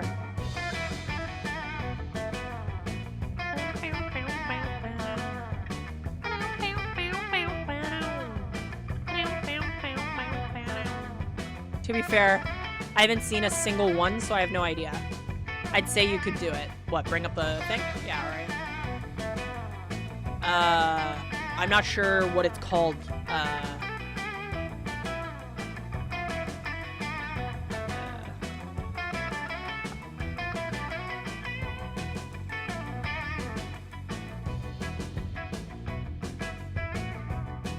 Okay, yeah, I got it. I got it. This is the prophet ending, is what it's called. Oh, you meant you could balls to the wall? I mean, I could. I could. I also have the thing up, though.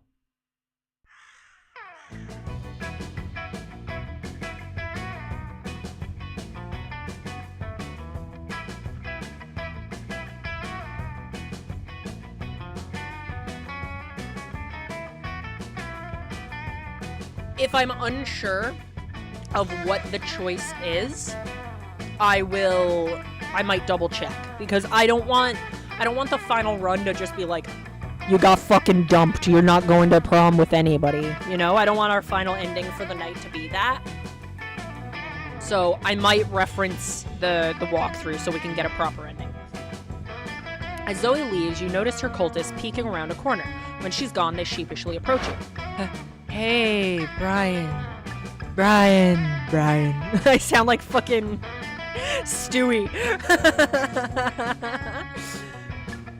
Praise be to you for your unholy wisdom and stuff. We were just wondering, did Zoe say anything about us? Does she like all the dead goats we're not giving her?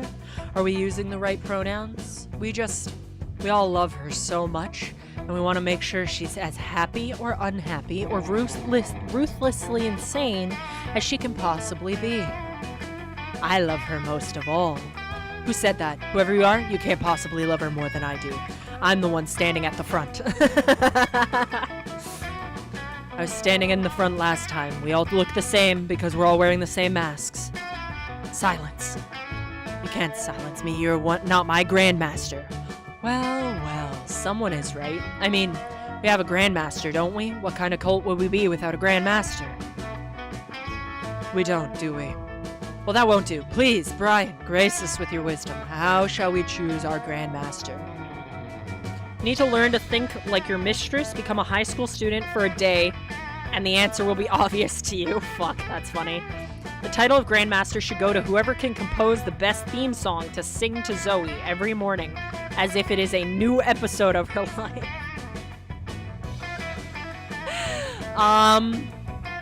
Okay, I don't know what the first one is, but I think the second one is creativity.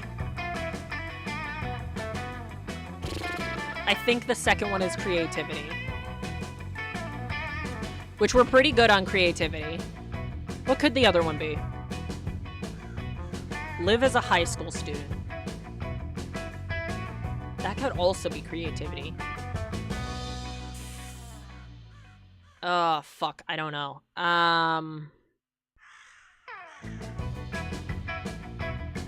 I feel like the second one, because our creativity's pretty good.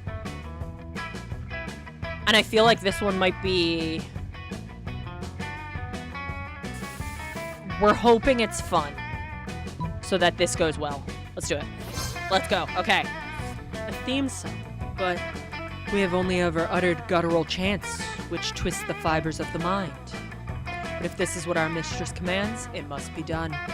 Let the brainstorming begin. The cultists all split up to compose the best theme songs they possibly can. Some write feverishly on notepads, others sing quietly to themselves. One of them just does a bunch of squats for some reason. Finally, they reassemble to deliver their results. Okay, we're going to do this as a contest.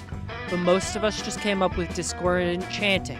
One of us blatantly copied a burrito ad jingle, and one of us spent the whole time doing squats. Now her legs are tired. So tired. Anyway, I'm the only one who actually wrote a song, so I guess I'm the Grand Master now. Here, have a listen. We are the cult of Zoe. We always sing her praise.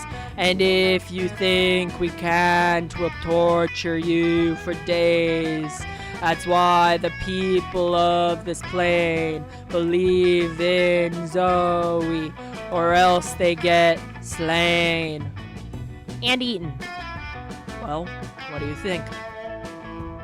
It's not really a theme song for Zoe per se, but you think she'll probably get a kick out of it anyway. You gain +2 fun and +1 boldness. Let's go! What are we looking at stat-wise? Fun is at an 8.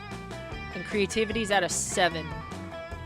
Should we up our creativity more? Because I think she likes creativity, like, a lot. If I remember correctly, she likes creativity because she likes all her fanfics and stuff. It's that or we up fun. I think, because I don't think money matters right now. Let's do creativity. We might get fun out of it. That day while rehearsing for the class play, you do a terrific job at acting. You act so hard that some of your classmates in the audience throw roses at you. 7 roses to be exact. Damn, roses aren't a valid currency or stat in this game. Anyway, you check your converter app and see if this could translate into something a bit more useful. Seems 7 roses equals 2 creativity points. Sweet, you gain +2 creativity. Look at her little outfit, isn't it cute? Wow, she's a cutie patootie. Zoe is catching you up on the latest development on Pirate Brian and her spooky high seas fanfic when suddenly a portal opens up. Never fear, the interdimensional prince is here. I have come to claim my bride. Or husband, or non-binary life partner, using the terminology of their choosing. The interdimensional prince? I love when he pops up. He actually always adds so much wacky drama. Wait a moment. Weren't you previously an eldritch horror and subsequently trapped in a totem deity Z-Gord? Yes, that was me. You devoured my grandfather molecule by molecule, turning every atom of his existence into a million scarab beetles before crushing them and snorting their powdered corpses. I'm sorry. I'm so sorry. That's totally not me anymore. No, it was magnificent, and now here you are in the body of a high school girl, but of legal age to consent, which is exactly my type. Come, my beautiful devourer of worlds, be my horrific bride. Oh no, Zoe is such a spooky high fan she might agree to marry the prince just for fanfic purposes. Better stop this right now. Be careful, Zoe. Zoe has been married 17 times before and eaten every one of her spouse's minds. Or why get married when you can bounce on this trampoline? Okay, this is fun. Trampoline is for sure fun. This might be creativity or boldness or smarts, which is all higher than fun. You ate 17 spouses' minds? Well, yeah, but as I said, I was a really, really different monster then. So in my defense, they were all super, super, super delicious. 17 minds, though, that seems like a lot. I don't know. I mean, I like a girl who can eat, but eat that much? Fuck this guy. Your skin shall peel off and strips and fall to the floor in coils, and the coils will become snakes. And the snakes will devour your muscles and play your skeleton as a xylophone. I actually snacked on a little bit of his mind just then. Way too salty. Not marriage material at all. Damn, Zoe's a boss. Glad she's still unwed. And you get +2 fun and +1 charm. Oh, sick. Okay. Good we're getting our charm up, too. This guy always has the most punchable face. Yeah, the interdimensional prince. He kind of fucking sucks. I'll be so real. You're so right. That guy, douchebag. He's kind of a douchebag.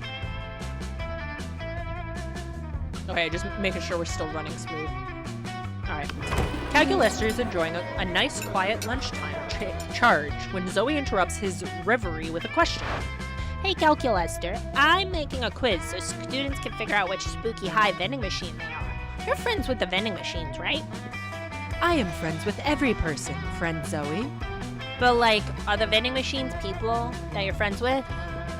That is a rather insulting question.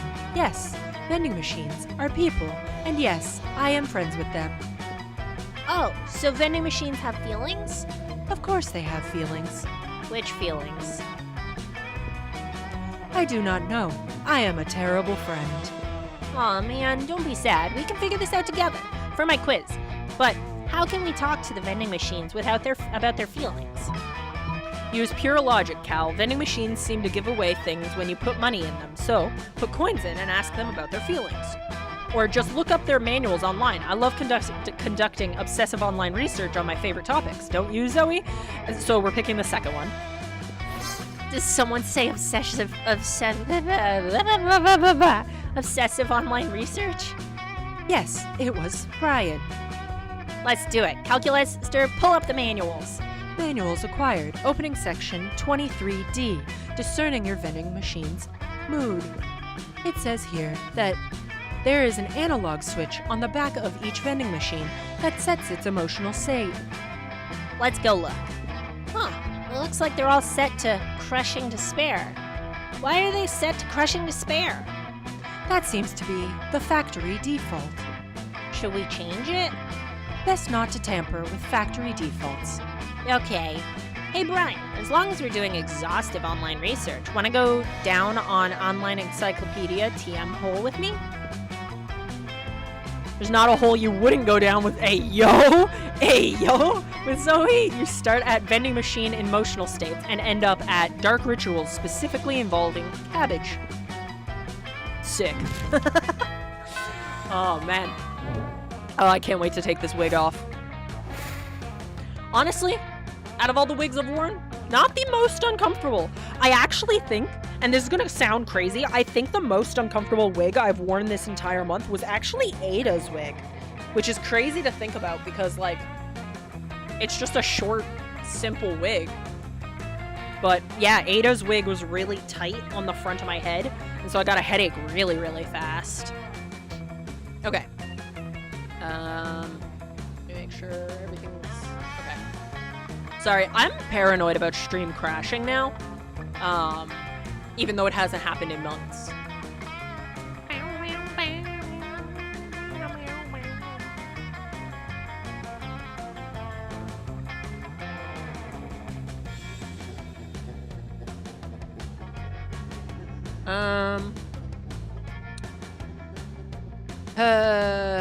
Creativity again, I guess. I suppose. That day while rehearsing for the class. Are you doing much for Halloween? I've dressed up every single day of this month. Like the entire month I've dressed up for stream. I actually have a cosplay thing. Halloween night, so. I'm not doing any streams or anything like that. All my Halloween streams have been the entire month, so. You don't get anything on actual Halloween day, because I have a cosplay thing. I have a cosplay thing over the weekend, which is gonna be brutal, because that means I'm dressing up literally 7 days this week. Fuck. That's crazy to think about. I actually have to remember what cosplay I'm doing on Friday. I had to figure that out. I think we said we're doing K-pop Demon Hunters on Friday. I think that's the plan, is to do that on Friday. But I'm not sure. I don't remember. Whatever. That day, while rehearsing for the class play, you are struck by the lightning of inspiration. You come up with the ultimate nickname for yourself. Tell everyone to call it. Oh, we already read this before. K-pop Demon Hunters! Let's go! Let's go! I'm so excited. I'm actually really excited to cosplay K-pop Demon Hunters. I'm pretty pleased with the cosplay I got, too. And it wasn't actually that expensive in the grand scheme of buying a cosplay. It was actually, like, pretty cheap, considering. Considering the wig alone, honestly.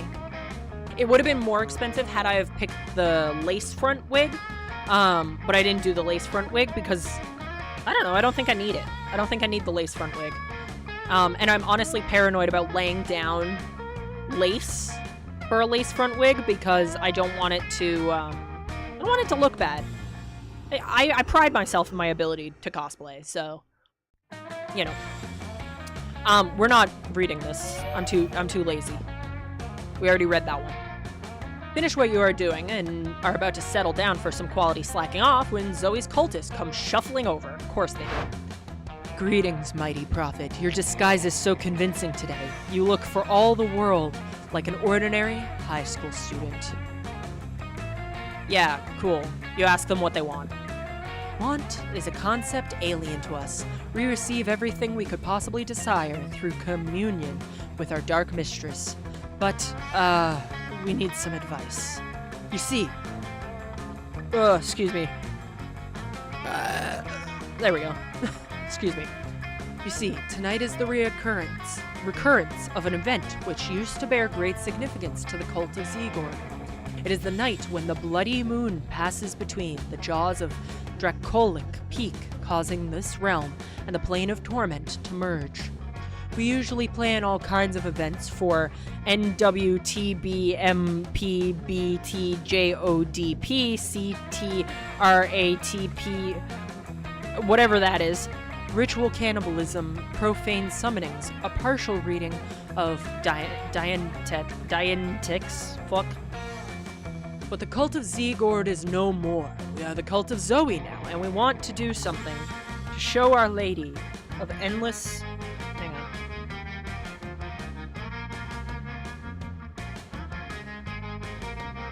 Hello? Okay, I think I'm good. Of endless regret how much we've changed, as you have not led us astray, O great and terrible prophet. We humbly petition you for advice. What ritual would be worthy of the mighty Zoe? Classic cult slip and slide, except instead of drinking poison, we all drink a delicious blue-flavored energy drink. Most powerful bonding ritual ever. A cute slumber party! Okay. This is fun, I think. The slumber party is probably fun, because that's not that creative, and it's just like, you know?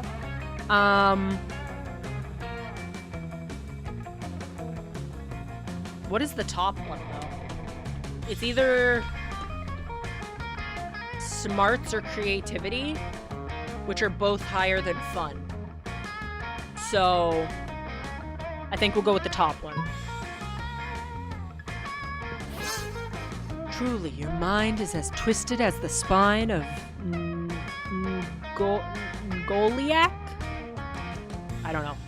The herniated, blue-flavored energy drink indeed. No foods in nature are blue, and yet many blue-flavored energy drinks exist. It is an enigma, a fiendish riddle, an affront against nature itself. It's perfect. But where shall we acquire a sufficient quantity of such an unnatural elixir? Luckily for everyone, you've spent the last 9 years stockpiling a lifetime supply of blue-flavored energy drinks, in case there is an apocalypse that only destroys blue-flavored food and drinks. Brian, your wisdom and generosity never ceases to amaze. Now, armed with this blue bounty, let us summon Zoe. The cultist lapse into guttural chanting and unspeakable gestures, and within moments, Zoe materializes.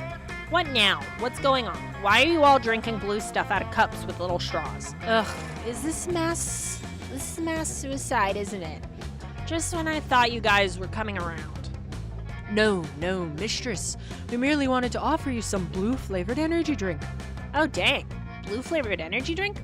My favorite flavor. It's like, what is it even made of? No real food is ever blue. Joy and jubilation is just as our prophet Brian said it would be. Wait, you're their new prophet? So it was you who got them to use my proper name and stop sacrificing goats and all that? uh-oh. Are you in trouble or something? You hate trouble. You rule! This is the best my cult has ever behaved. Wait, Brian rules. But we thought you were our ruler, Zoe. Oh yeah, well, we both rule then. We're co-monarchs. And you know, I'm thinking we might want to consummate our co-monarchy, if you get me. Oh, you get her all right. Or at least you hope you do. You'd hate for it to be a thing where your brain gets eaten or something. Anyway, in the meantime, you gain +2 fun and +1 charm. It's time for prom! Where is she? There she is. Aw, they're kind of cute together. Hey, if it isn't my favorite prophet. You've been the best, Brian. Those cultists were just the worst till you finally did your thing. You care, and caring is sexy. And you know what else is sexy? An army of cultists that want to do anything to worship me and please me. So what if at prom, we all look for new ways to have fun together? Wow, prom night comes. You have lots of fun. You and Zoe had the best time together, and the cultists make it way better. They laugh at all your jokes, making you look funnier. They surround you in a circle, mesmerized, while you and Zoe slow dance. She's so slay! Look at her! Yo, okay. By the end of the night, they join you in some very restless rituals and flavorful festivities. And Zoe, so fun, so fabulous, so fierce. She surely is one to worship. All hail the cult of Zoe. Whoa, I know. Oh, that is a new ending for me. Let's go. I think I've had that ending. I almost had that, I think I've almost had that ending before, but I think I fucked it up when I did it before. Brian, best at whispering nasty stuff to birds. Zoe's quote, Jamin, best boy ever. Whoa, I know. She's stunning. Those 3 weeks were maybe the most epic and absurd weeks of our lives. After the monster prom, we kept living our lives, falling in love, battling for friendship, and learning about who we were and who we could be. And you know what? Like it always does. Life happened, and it was wonderful. Zoe dedicated the next several years to writing her most ambitious fanfic ever. It focused on the struggles of Shaggy containing and controlling his limitless Ultra Instinct Shaggy! I did not anticipate Ultra Instinct Shaggy to be referenced in this game. That's so funny. It delved into the psychological nuances of the Mystery Gang, while also including crossovers with Akira, Flubber, and the unbearable lightness of being. It was said to mix Tolstoy's mastery of prose and the juiciness of a very big, juicy Big Mac. It ended up entering the Western literacy canon. Literary, not literacy, literary canon. Clearly I'm not literate. Miranda started a non-profit to help countries without a monarchy, because all countries should have the right to be graciously ruled by the Mer Kingdom. Liam honed his most honorable skill and got a job with it. He now designs moment-gram filters. For those 3 weeks, the Monster Prom seemed larger than life, and then it was gone, just like that. For the battle for Monster Prom might have ended then, but there were plenty of battles left in that war called youth. But once again, we were young, unafraid, and we were ready to start. Woo! We got 3 whole prom dates, and by 3 whole prom dates, I mean one of which was an orgy. And we didn't go to the prom at all, but that's okay! That was fun.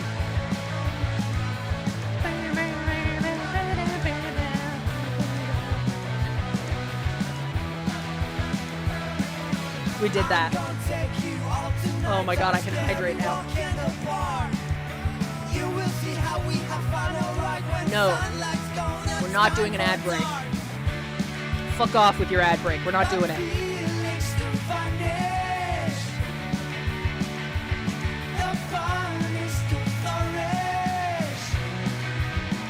Anyway, that was really fun. We're gonna wait until we get to the actual proper end screen. But yeah, this was a good time. Thank you all for joining me for this. I didn't know how this one would go. I don't know. I had concerns about how Monster Prom would go because, like, it's a lot of reading and much less,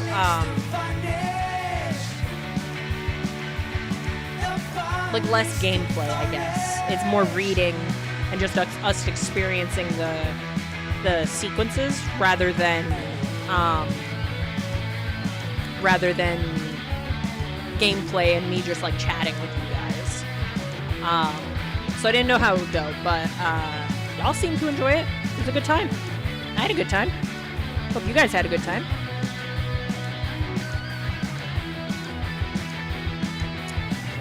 Hope you guys had a good time too. As for tomorrow's stream, we're probably gonna do Sims. Oh, look at the picture! That's so cute! 2 new images in the gallery. Let's go. 2 new images in the gallery. We got an ending. I assume it's... Ah, there it is. Hell yeah. Hell yeah. And we got a new Polaroid as well. Let's go. Aww. Cute. Okay, so I actually should explain the Polaroids. The Polaroids are custom images for each of the player characters. So, like, if we go back to page 1, which are some of the more basic endings,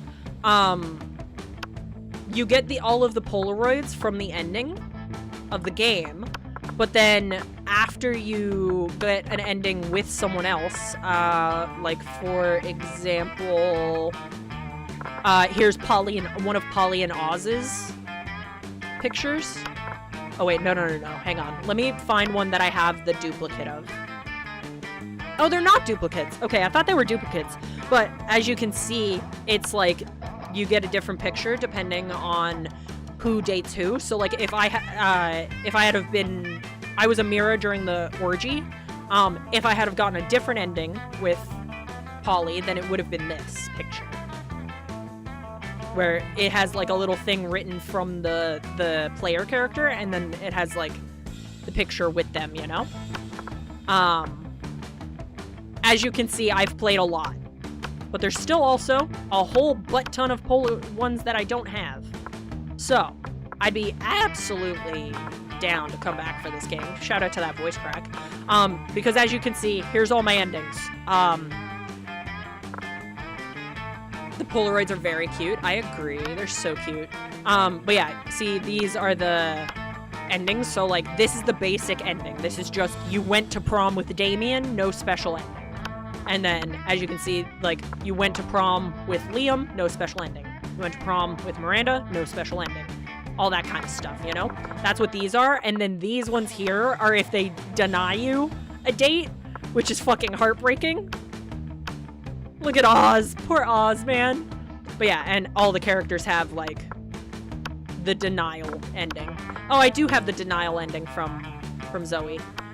Oh, this was, before they added Zoe, I think. Or maybe just after they added Zoe, but this is Zegord.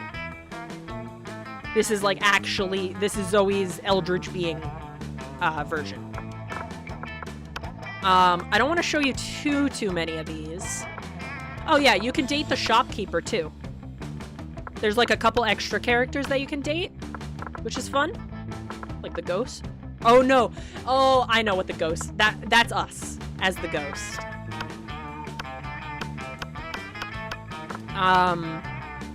Oh, this is the ending that you were talking about earlier. I got that ending with Zegord. Hell yeah. This is the one you were talking about earlier. This is the Damien fight ending, which I got before. That's the one you were talking about previously, yeah? I think. Also, heads up, pre-rolls are about to start, so I don't recommend refreshing the page. But yeah, as you can see, I've gotten a lot of endings. The Damien fight ending, exactly. But something that's really cute is they actually put in a bunch of the artists' fan arts, which is so fun. And honestly, like, the talent from all these people. Like, wowee. Wowee, dude. Look at all it. This is one of my favorite ones. The Miranda Damien one of my favorites. This Vera one's pretty good too. But like, look at all these freaking talented artists, dude. And they just like put this in the game. Is this a love interest? Literally. But yeah, I really like that they just like put this one's stunning. Good job. Good job to this person. But yeah, I think it's really cool that they input the fan art into the game. I think that's so fucking cool. No, the ad doesn't start. Shut up. Need to go, but thank you for the stream. That's okay. Stream's about to end anyway. Another thing that's pretty fun is they put in monster sonas from people, which is really cute, where they've like drawn themselves on a date with like somebody else from the game, which I think is really cool. But yeah, that was Monster Prom. That was Monster Prom. I hope you guys enjoyed it. I had a great time. Can't believe of all the endings we could have gotten while I was dressed up as Scott, we got the furry ending. We got the orgy here. Actually, let me go back over here so I can remind you what endings we got. We got nope, none of these. We got this ending today. We got the furry ending today. And we got the orgy ending today. And we got the Z-Gord ending right here. Which this is a new ending for me. So, I'm very pleased with that. I'm very pleased that we got one new ending. That's pretty sick. Not gonna lie. We also got some more, like, extra collectibles and stuff, which is sick. But, as you can see, there are so many more endings that I still have yet to do. So maybe we can come back with this one. Maybe we can come back with this one. I think that could be fun. But yeah. Hell yeah. I hope you guys enjoyed this one. I know I enjoyed it. And there's so many more games in this franchise that we could come back to as well. Like, we could do the second game or the third game, or if I ever get the fourth game, probably the fourth game. I probably will get the fourth game. I've played this one for a substantial amount. Hang on. This one I've played for, it's going to be over 80 hours once this stream is over. Monster Camp, which is the second one, I've only played for 5 hours, so there's still a lot in that I haven't seen. And Monster Road Trip, which is the third game, I've not played any of. So there's still lots for us to experience, and a lot of new stuff for me to experience. So, hope you guys enjoyed the stream, because I know I did. Tomorrow, I think we're going to keep it simple, unless plans suddenly change. Tomorrow, I think, is probably going to be Sims Werewolves, which I don't know if we need 1 or 2 more parts for that. We will find out. But I think tomorrow we're going to keep it simple. We're going to do Sims 4 Werewolves, find out how Larkin's polycule is going, and yeah, that's the plan. That's the hypothetical plan, because I don't know, shit changes around here, dog. I barely decide what happens. So, hell yeah. Let me have a quick peek to see if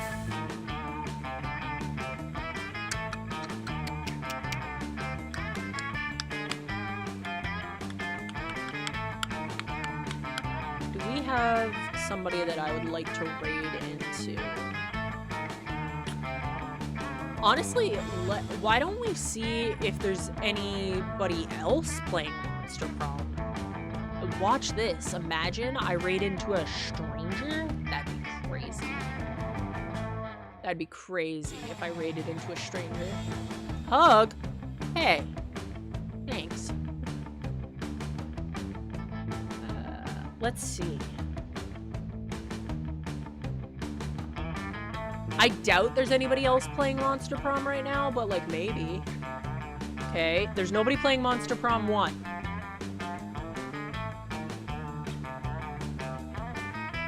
What about Monster Prom 2? There's nobody playing Monster Prom 2. Okay, what about Monster Prom 3?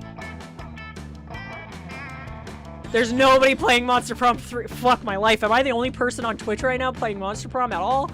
Monster. What about MonsterCon? Okay, there's some people playing MonsterCon.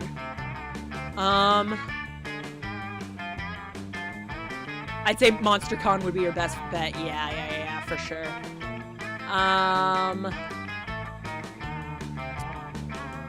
Okay, hold up. I don't want to send you guys anywhere weird. So give me a second to go have a look.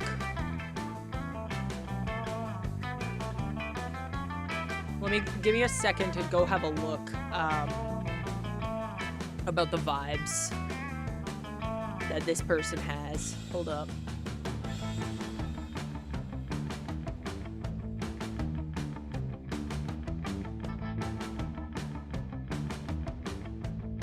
I just want to see the vibes, see if I'm down to do that. Oh, they're playing with a group, though. That might be a little overwhelming. Unless the... Wait, are they doing a stream together? No. Okay, I was about to say, unless the people who are all playing Monster Prom right now are doing a stream together, that would have been crazy. Yeah. I don't know. I don't know about raiding into a group stream. I don't know about doing that. Oh, fuck. Ads are running. Okay. You know what? Never mind. We're not gonna... No raid. No raid. Never mind. Never mind. Alright? I thought about it. Maybe next time. Maybe tomorrow we'll do a raid. We'll see. Actually, I think I'm planning a raid tomorrow. I'll be honest. I think I'm planning a raid tomorrow. So, that's alright. We won't do a raid tonight. No problema. Yeah. Tomorrow we'll be in with, Don't say that! What the fuck, Mithril? What the fuck? Mithril! Brother! Yeah, pin of shame! Pin of shame! Thank you, Mystic, for the pin of shame. Okay. Thank you all so much for hanging out with me.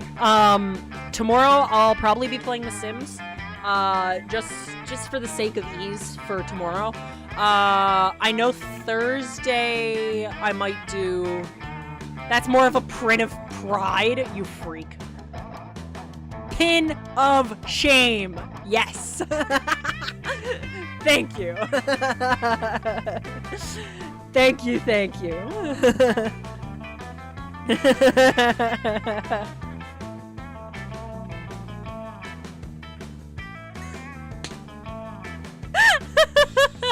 Oh man, I really shouldn't end stream while the ads are running, huh? I'll wait till you guys get back. Are you guys free yet? Because on my end it's saying you guys are free, but I don't believe it. I don't believe it. Are you guys out yet? I don't want to leave you guys while you're in an ad. That'd be just rude.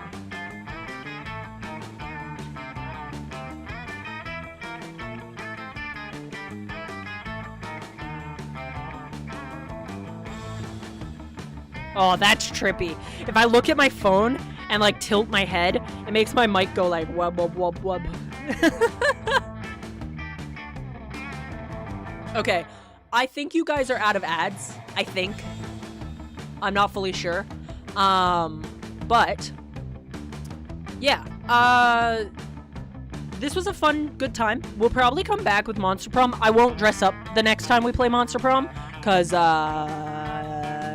I think I'm done dressing up for a little bit after this month. I don't want another speck of makeup on my face after this month ever again. So, I probably wouldn't dress up for the next time we do Monster Prom. And maybe next time we do Monster Prom, I'll have my buddies with me. We'll see. And that way I don't have to do all the voices and be suffering. But, yeah. We're gonna call stream there. Tomorrow I'll be back with Sims 4. I don't know what we're doing on Wednesday. I gotta figure that out. Yeah, I gotta figure that out. I was gonna, like, hint at possibly something, but I don't want to be wrong. Your Polly voice was my fave. Yes! Thank you. It's just my Yas drunk girl voice. Thank you. I appreciate that. Yas.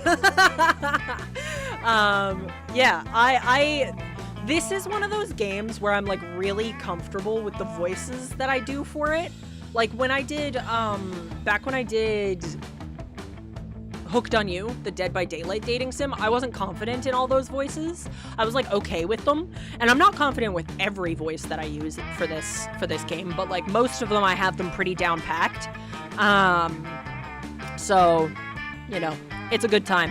Nice to flex those voice acting muscles. I don't professionally voice act at all, but I do like doing voices when I play video games and stuff.